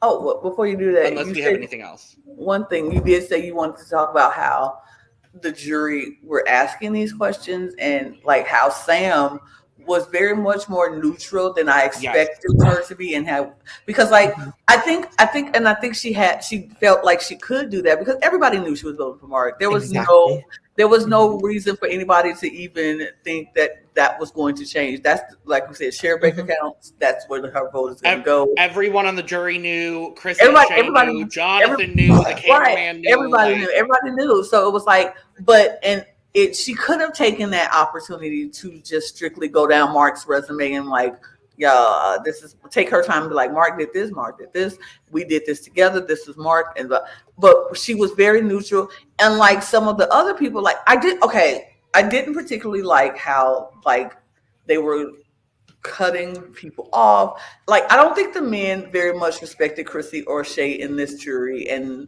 a lot of people, they could say that it was not personal, but it felt very personal to watch it. It felt very personal to see it. And then after the post show, we see some things coming out. It's like, maybe was it just that was how I saw it, but no, that's how people felt in that moment. That it felt very like it was very much not the game, but it was the game because that's how they've been treated this entire game. Like Shay has been treated that way the entire game. Nobody listened to Shay. Nobody wanted to talk to Shay. Nobody wanted to work with Shay.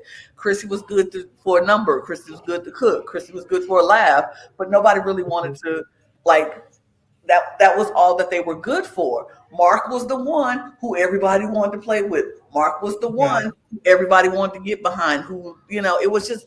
So the way the jury played out was just how the game played out. And everybody can sit there and say it wasn't personal, it was just game, but it felt very personal to those women. And for me watching it, I was like, that just feels very much status quo how this game had been going. And I didn't like it in the game, and I definitely didn't like it at the jury.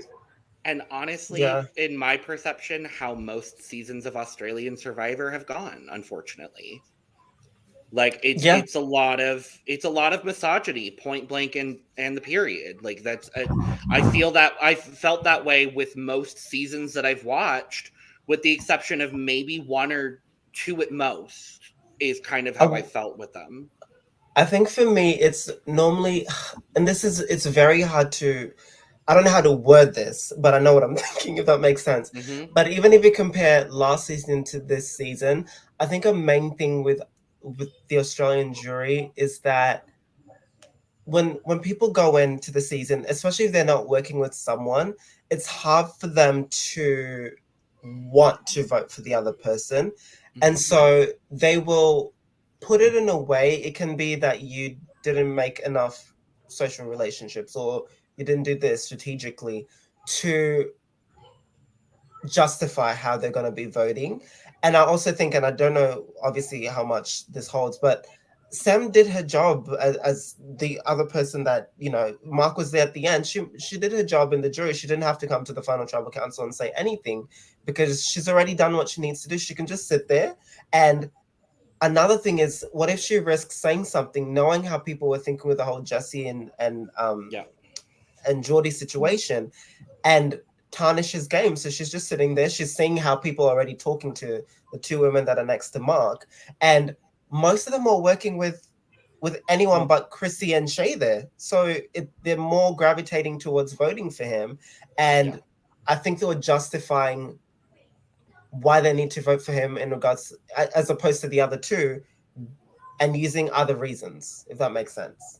And I think that's why like Shay and Chrissy were trying to give their reasons, but it was not being received the same way because they already knew how they were voting and just needed to put it in a way to tell them.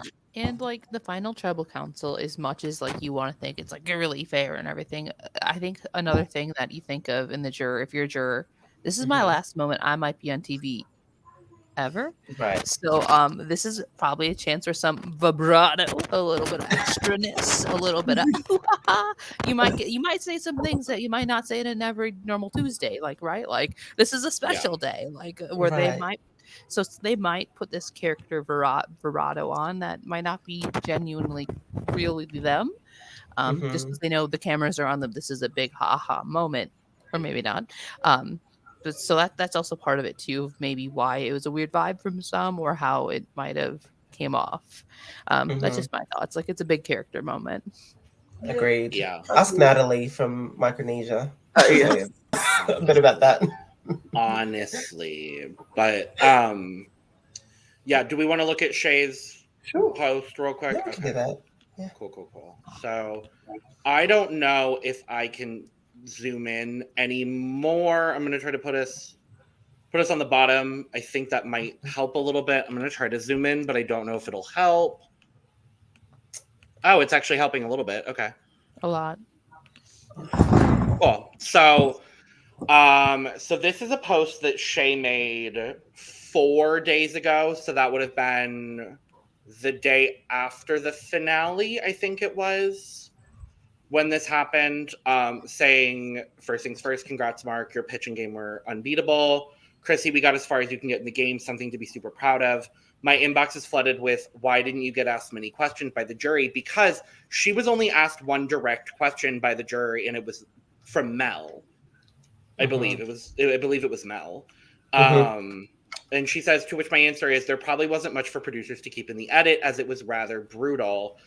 Chrissy and I were called goats in a really negative light. Cheers, Jesse. When I would answer their questions, the males in the jury would interrupt with, but what big moves did you make?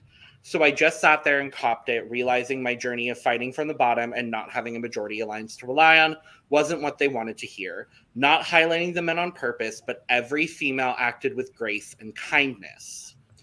On top of that, there were comments sprinkled throughout the night on how Chrissy and I weren't deserving of those 2 seats next to Mark. Chrissy responded great herself. Well, we did something right because you're there and we're here. That part probably happens every season, and it does. No bad blood at all. Just here to clarify why you didn't see the slaughter. Nothing else. Smiles all around. Super stoked to get the incredible chance to play with everyone. The game chewed me up and spat me out, but I'm so grateful for the entire ride. Plus all the resilience and mental strength that came with it. Who knew I'd walk away with 4 necklaces this season? XX. So, Queen. Absolutely. Sophie Cheese. Not so. She's right. You're there. I love Sophie. But yeah, so that does highlight, some of the things that we were feeling. Like she pointed out, all of the women acted with grace and kindness, and the men didn't. So it's so hard to know. Like, it's so hard. I get it though. Like, it's so like unless we see that raw footage, it's a hard taste to see anything like that. Right. Yeah, but I also know we've been in games where it's been like that, as Ashley, as women in some of these games with some of these men. It's very hard. It's very hard to, when you're getting mansplained to on a regular basis on how you should play the game. And then when you do get to the end, you're not treated with the same, like, I can play the game just like you played the game, but I'm considered the bad person in this game. Did you not lie? Well, my lie was much bigger than your lie. It's a weird place to be. And it's crazy that we're still dealing with, oh, how unfair in these games, men versus women, or the men are to the women in the games, when it's like, are we not at this point where we're just seeing each other as just great players in this game? Right. You don't have to make the big flashy moves to be a good player in this game. And like she said, she walked away with 4 necklaces. She did something. Chrissy did something. They were sitting there at the end, while all of you men who are rolling your eyes and talking about what big moves are sitting in the jury asking us questions. So that is what I cannot stand in any game, in any show, is just people downgrading other people's games when they get to, like, I get it. You're in the jury. You're in your feelings. You're salty. You could be salty. I could be as salty as I want to be in the jury. But to downgrade somebody's game when they've made it there, regardless of how it is. Yeah. Perfect example, Big Brother 23 did not like Big D in the final 2. He did nothing. I didn't think he did anything in the game, but he did something enough to get to the final 2. Even if your move is to ride somebody else's coattail, if they let you do it and you get there, that's the move. You did what you had to do. Do I respect it? I wouldn't have did it, but I can't sit there and say, your game is trash. Like you Right. don't deserve to be there. Anybody who makes it there deserves to be there. It's Mhm. That's the I, name of the game. Like you yeah, get there. I don't care how you get there. You got there. you Yeah. got there, and so it's just like I don't like that she felt that way. I don't like that if Chrissy felt that way. But like you said, we don't know what really happened unless we get raw footage, which we probably would never get. But it's always going to be their word versus the other person's word or whatever. But like I said, we've seen this happen in games where people's games are disregarded or downgraded because it's not as loud or as flashy or whatever the reason may Yeah. be. Right. But you know, And I just want to add one more thing, and I think we've kind of touched onto it before with Logan. But I think one thing they could have done is they would have tried to justify everything that was occurring or everything that people in the jury were saying with how it was edited. And I think that's just a way for us, in some cases, as we've said, it either works or it doesn't, to appreciate the winner. And so we didn't get to see a lot of Chrissy or Shay, except when it was Chrissy would always see her when something funny's It was happening. the You're going comic like relief, the comic relief Yeah, like the moment. comic right. relief. With Shay, she was going through something, she had to win a challenge or something She of got that voted kind. out and was at purgatory, and then you have You that got whole that cute moment. storyline. Yeah. Yeah. Yeah, but the fact that we can't even speak about these two women were literally the two people that were potentially going home first on their group, and they're fighting for this idol. Like so many Mhm. things could have began with this specific story, and how they still managed to make it to the end. But we never we never got to see any of that or see their full stories, because I would love to see how the fact that Chrissy knew all these things about different people. We never got to see that. We just got to see her cook because that's all she was doing, or And her we laughing got at to something. see other people talk about how much they liked Chrissy. That's the Right. big thing. We got all Mm-hmm. of the I'm going to go ahead and say mostly all of the men talking about Right. how they liked Chrissy. We saw That's Mark just fun to talking be about that. around. We talked Mm-hmm. Josh. We saw Jordy. We saw Jesse. Mm-hmm. Khan even at one point is like, "Oh, I Right. love Chrissy," and so it's like it's just frustrating. And again, there's like the moments where like with Mark talking about how much he liked Mel and liked Michelle, but we don't hear Mm-hmm. Mel or Michelle talking Right. about how they like working with Mark. And it's Mm-hmm. or even Mark going back further in the game, Mark talking about how much he likes working with Nina, and we hear a Mm-hmm. little bit from Nina, but we don't hear a whole lot from Nina. It's just like Right. that sours my experience with the game, honestly, because I think the gameplay this season, while fairly generic and straightforward, I thought was pretty good. It had its moments, but the Right. editing Mhm. and the way everything is framed, especially Mm-hmm. in the jury, and I feel this way, honestly, again, about most Australian Survivor seasons, where I prefer most of the pre-merge to the Mm-hmm. merge situations, because once you hit merge, it's like, oh, crap, half of the merge consists of people we haven't even edited into the show for more than Right. 5 seconds. And so it Mm-hmm. just kind of it sours the whole experience. And I think back again to like Agreed. previous seasons where like if you look at the runners up of previous seasons, if you look at like the third and fourth place from previous seasons, they get like no editing. And it's like, Mm-hmm. can I just get a fairly even edit? That's all I'm asking for.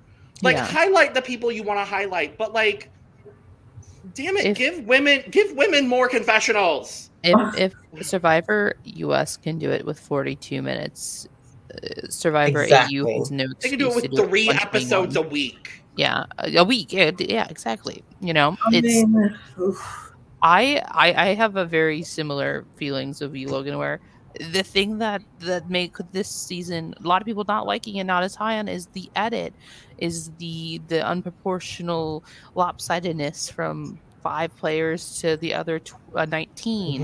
Mm-hmm. You know, so like for me, I thoroughly enjoyed this season. I loved the season because I got enjoyment of watching it live and talking with it live and having that community. Mm-hmm. But that's something we built and created ourselves, where Yeah. we're now like the editors just let us down with it. Like, and we kind of had to go and fill those gaps. Right. We had to do the work. We We were are doing tired. we get an A for the season. We get an A, but the season, in my opinion, doesn't. I love the season though, but that's just because I ain't never seen nothing else. I have nothing to compare it to. I'm sure if I decide to go back, I haven't decided if I want to do that yet. But if I do, I'm saying honestly, let's start from the beginning and recap it. Like, I think that would be so fun. so much time I don't have. I know, but I know when we have time. When we have time, I would love to, because I think that would be a really fun experience. But like, I thought it was a good season. I feel like I figured out the editing towards the end, and it was like, oh, now I see what y'all doing. Oh, I don't like that. But other than that, I enjoyed the pre-merge. I enjoyed the gameplay that was happening during pre-merge. I enjoyed merge because I enjoyed seeing how people's gameplay shifted a little bit and how they had to adjust because a lot of their loved ones were now gone, and then just to seeing the back and forth between, even though yes, it was generic because the alliance was very much dominating force and was making all the decisions, and the people who were on the outside just could not get it together to do what they needed to do. But it was still fun to watch. And I applaud Survivor Australia because they gave me challenges that I have not seen before in ways that I have not seen it done. Or, I've seen some of the challenges is the mix up, but the way they did it was very different. And so for my first season of Survivor Australia, I loved it. I enjoyed it. It kept me intrigued throughout the entire time. I mean, literally was getting up at 3:00 in the morning to watch it some nights. And I'm like, that's crazy talk. I had to go to church in the morning, but I was up. And I sleep like a rock. There was no chance y'all were going to get me to do that, but I love that y'all did. I never missed an episode, even when I was like that's crazy talk that you got people in America getting up on the other side of at the booty crack of dawn, but before dawn, just to wake up and watch a show. That's how intriguing it was, and I would do it again if I decide to watch it. So I'm going to watch. No, I'm going to watch the next season because next season I'm going to wake up. Provided I don't have a super strict work schedule, I'm going to do my best. I'm going to do my best. Let's say that. Okay, do your best. I'm going to do my best. You are not going to say you go do it. Maybe once every other week. Fine. We love once a week. Right. It's like those the Sunday Saturday night for you. It's that Saturday to Sunday for me that be the problem. Now the Sunday and the Monday I could do, but the Saturday and the Sunday, oh my God. The biggest issue was I was working a lot more weekends than I'm accustomed to during this whole season. So it would be like I would have to wake up for work at like 6 a.m. And so I'm like losing the little bit of sleep that I was already getting. It's tough, It's tough, but like then Derrick told me, oh, now it's 5:30. I was like, you got to be kidding me. No. It was crazy because I don't know where we had daylight saving with the last week. I was so confused, especially with people that used to turn up. A few of them didn't turn up for the final 2-3 episodes because of that. But I wanted to say one thing with Mark, though. It was just a statistic that I saw. He's the first pre-juror from his early season to come back, make it to the end and win. So kudos to him on any format. For doing that and doing like I said, he played masterfully because no way this 6' something, 200 plus returnee should have made it to the end barely unscathed, like literally unscathed throughout the whole time, and was just collecting trophies as he went. And nobody was going after him for a long time. And it's like, it baffles my mind, but that just goes to show what a good player he is and what he definitely learned from his last time. And look, a lot of people don't learn their lesson from the first time they on the show, and then they come back and they try to overplay and do something stupid, and then they go home. Mark learned his lesson. Andy. Yeah, Andy. For All Stars, I'm looking directly at you. I'm just saying. So the fact that he was able to get out early in his first season, come back and diminish his target to barely there the entire game up until merge, and not even in merge, it wasn't there until final 7. Wild. It's insane. So Mark, he earned what he earned. He did what he did. Winner, Mark, congratulations. You deserved it. You played it from beginning to end. It was masterful to watch. I enjoy watching him. Like I said, I was a Mark fan from the beginning. I was just like, number one, he was just fun. So I was like, oof, my goodness.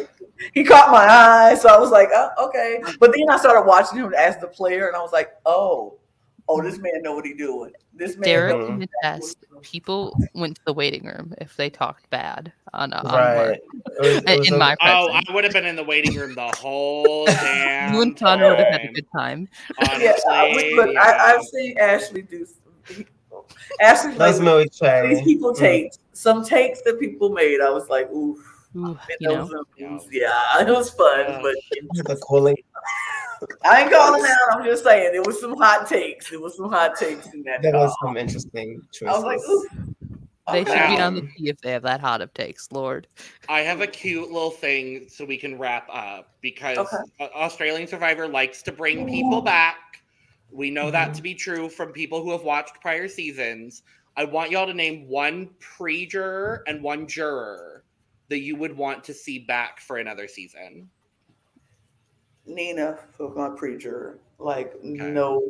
Okay. I want Nina to come back. Let me look at the cast. But I don't know. I can go while you think. Sure. So my pre-juror will be Amy.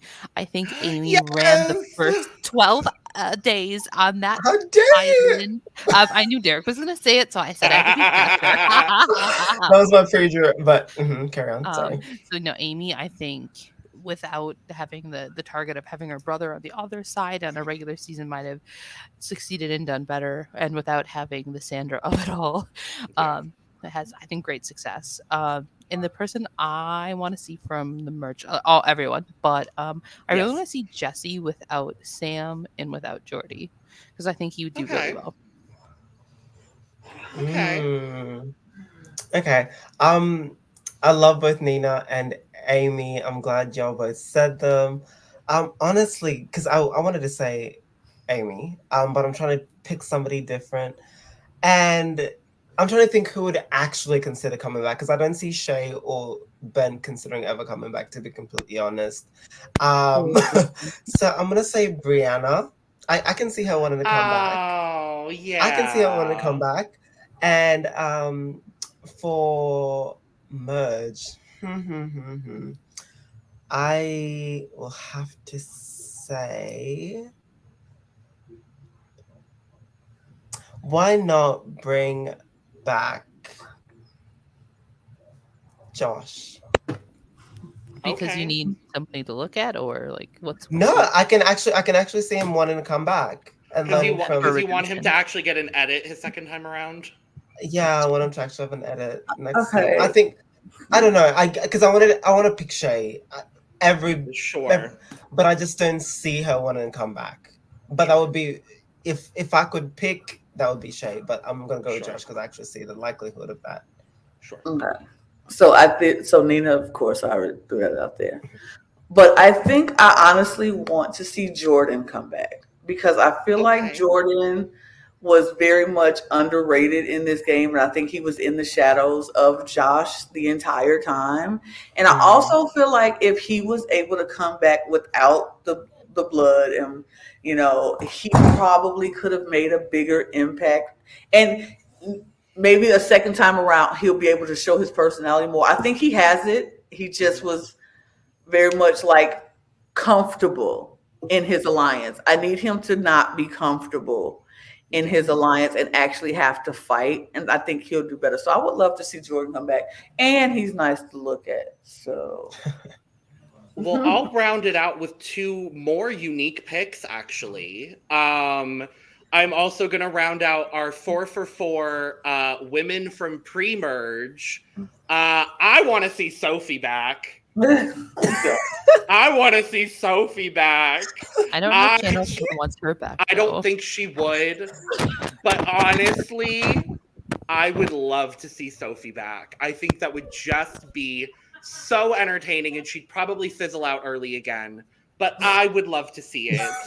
As my honorable mention, though, I will say for pre-merge, I think I almost picked Croc. Yeah, I consider that. I love Croc. I wanted to make it 4 for 4 women from pre-merge. So that's why I went Sophie, but Croc is very much so in that mix as well. Yeah. As far as jurors, I'm gonna go Jordy. I considered both Mel and Michelle. I considered Christy. But I think if I had, and I would love to see all of them back, but I think one definitive person, I think Jordy would have a similar trajectory to another person who's returned to Australian Survivor. If you know, you know. Ashley, I think y'all both know. Lana, I need you to watch the rest of the seasons so that we can talk about these references. But take your time through it, because I binged 4 seasons in like a week and a half. It was not a cute but it's hard. But I think Jordy on another season could honestly pull a Mark and just do exactly what Mark did. And it would be entertaining because he's just so entertaining. Bring the Joker back. I want to see it. I can get my Joker count going again. I love the Joker count. It's my favorite. Yes. Oh gosh. That laugh. I'm never gonna get that laugh out of my head. Jordy was oh my gosh, his laugh. I forgot about that. Oh my god. Jordy also, I considered him too.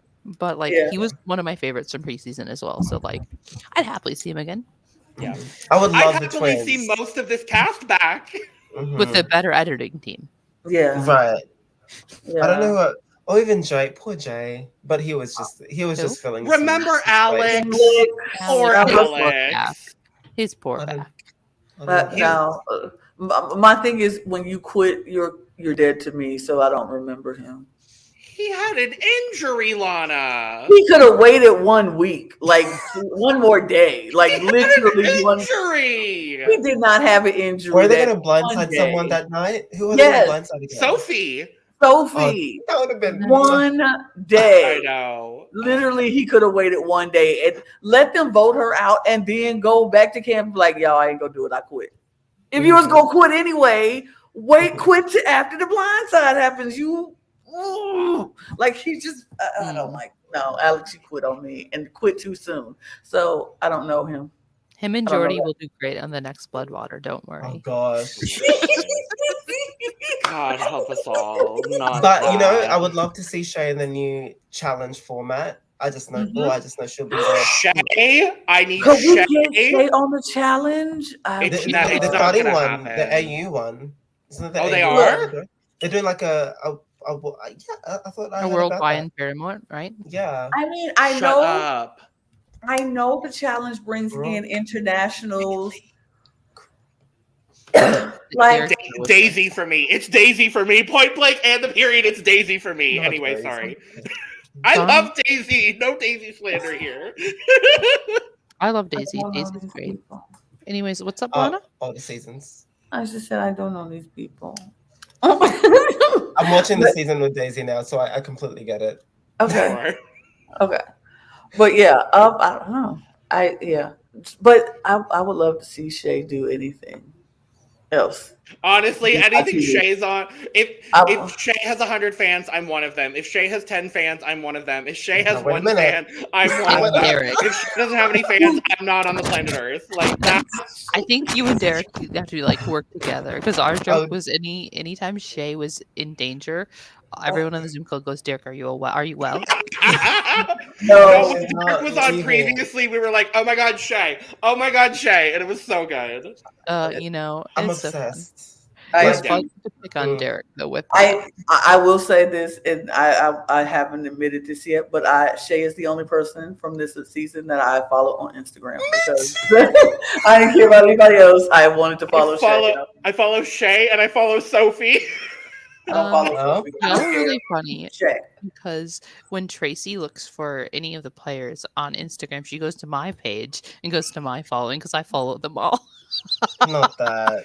I only love follow it. Shay, and I think Shay. And I think I've only followed 3 people from Survivor, any franchise of Survivor, and Shay, Wendell, and Davey. That's it. Not even Sandra. Wow. I do not follow Sandra on Instagram. It's not Honestly, worthwhile. same. I'll be real honest. It's not worthwhile. She doesn't post much. Who do I follow? I follow A Brooke. lot. I follow I everyone. follow I follow obviously Shay. I follow Parvati. Yeah. And Suri. I think those are the 4 that I follow. I don't follow Suri either. I should because I adore Suri. I feel like at some point we just need to do like a big Survivor, like just overall roundtable and just talk about like something and just like go from like season to season. I follow Simon as well. Oh, that's You forgot Simon because you're his friend. You know, that's what you want to think, right? Right. Sure. Bestie. But yeah, I think we did it. And like I said, I knew this was going to be a bit longer than before, but we had a lot to talk about. And you know what? I enjoyed every second of the 2 hours and 30 minutes that we talked about it. So we have to all come back together for something. I don't know what that something is necessarily. Perhaps Survivor US. I don't know. Oh. Mm-hmm. Because we definitely cover that. I'm excited to talk about Marianne winning. Yes. Period. Well, especially with Merge coming this week. I'm just saying. Well, fake hopefully. Merge. But with that, thank you all so much for joining us for 2.5 hours of nonsense, buffoonery, and some of the most fun I've had podcasting in a long time. Derrick, thank you for joining us for multiple episodes. We appreciate you. Ashley, you made it at the end of the season, and I'm so happy. Yeah. Thank you for joining us as well. Always willing to talk, Survivor. Lana, you know I love you. we do this all the time anymore, but make sure to follow. Oh, God. I was about to say that. Go ahead and say it. Make sure to follow Ashley and Derrick, especially on Twitter, because they're both phenomenal. Follow us too. Follow the pod at @the_cup_reality for all of your Survivor things, your Big Brother things, your Drag Race things, your Eurovision things, American Song Contest things, all of it. All the links will be in the description below. Subscribe, like, and share on the way out. And option 4, if you would like to donate a kidney to Miss Kimberly Davis.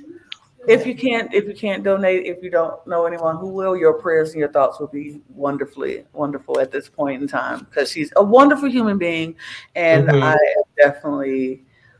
hope that this happens for her. So it will. It can and it will. It will. It can and it will. It can and donating a kidney. Yeah, we speak in the now. It's happened already. It's happened. Yeah, it's happened. Period. So cheers. Thank you. So cheers everybody. Thanks for joining us on the cup. Cheers. Cheers. Bye. Cheers. Bye. Bye bye now. Bye. Bye. Please leave. Nina, you better get that doctor husband. Yes, honey. Get the doctor.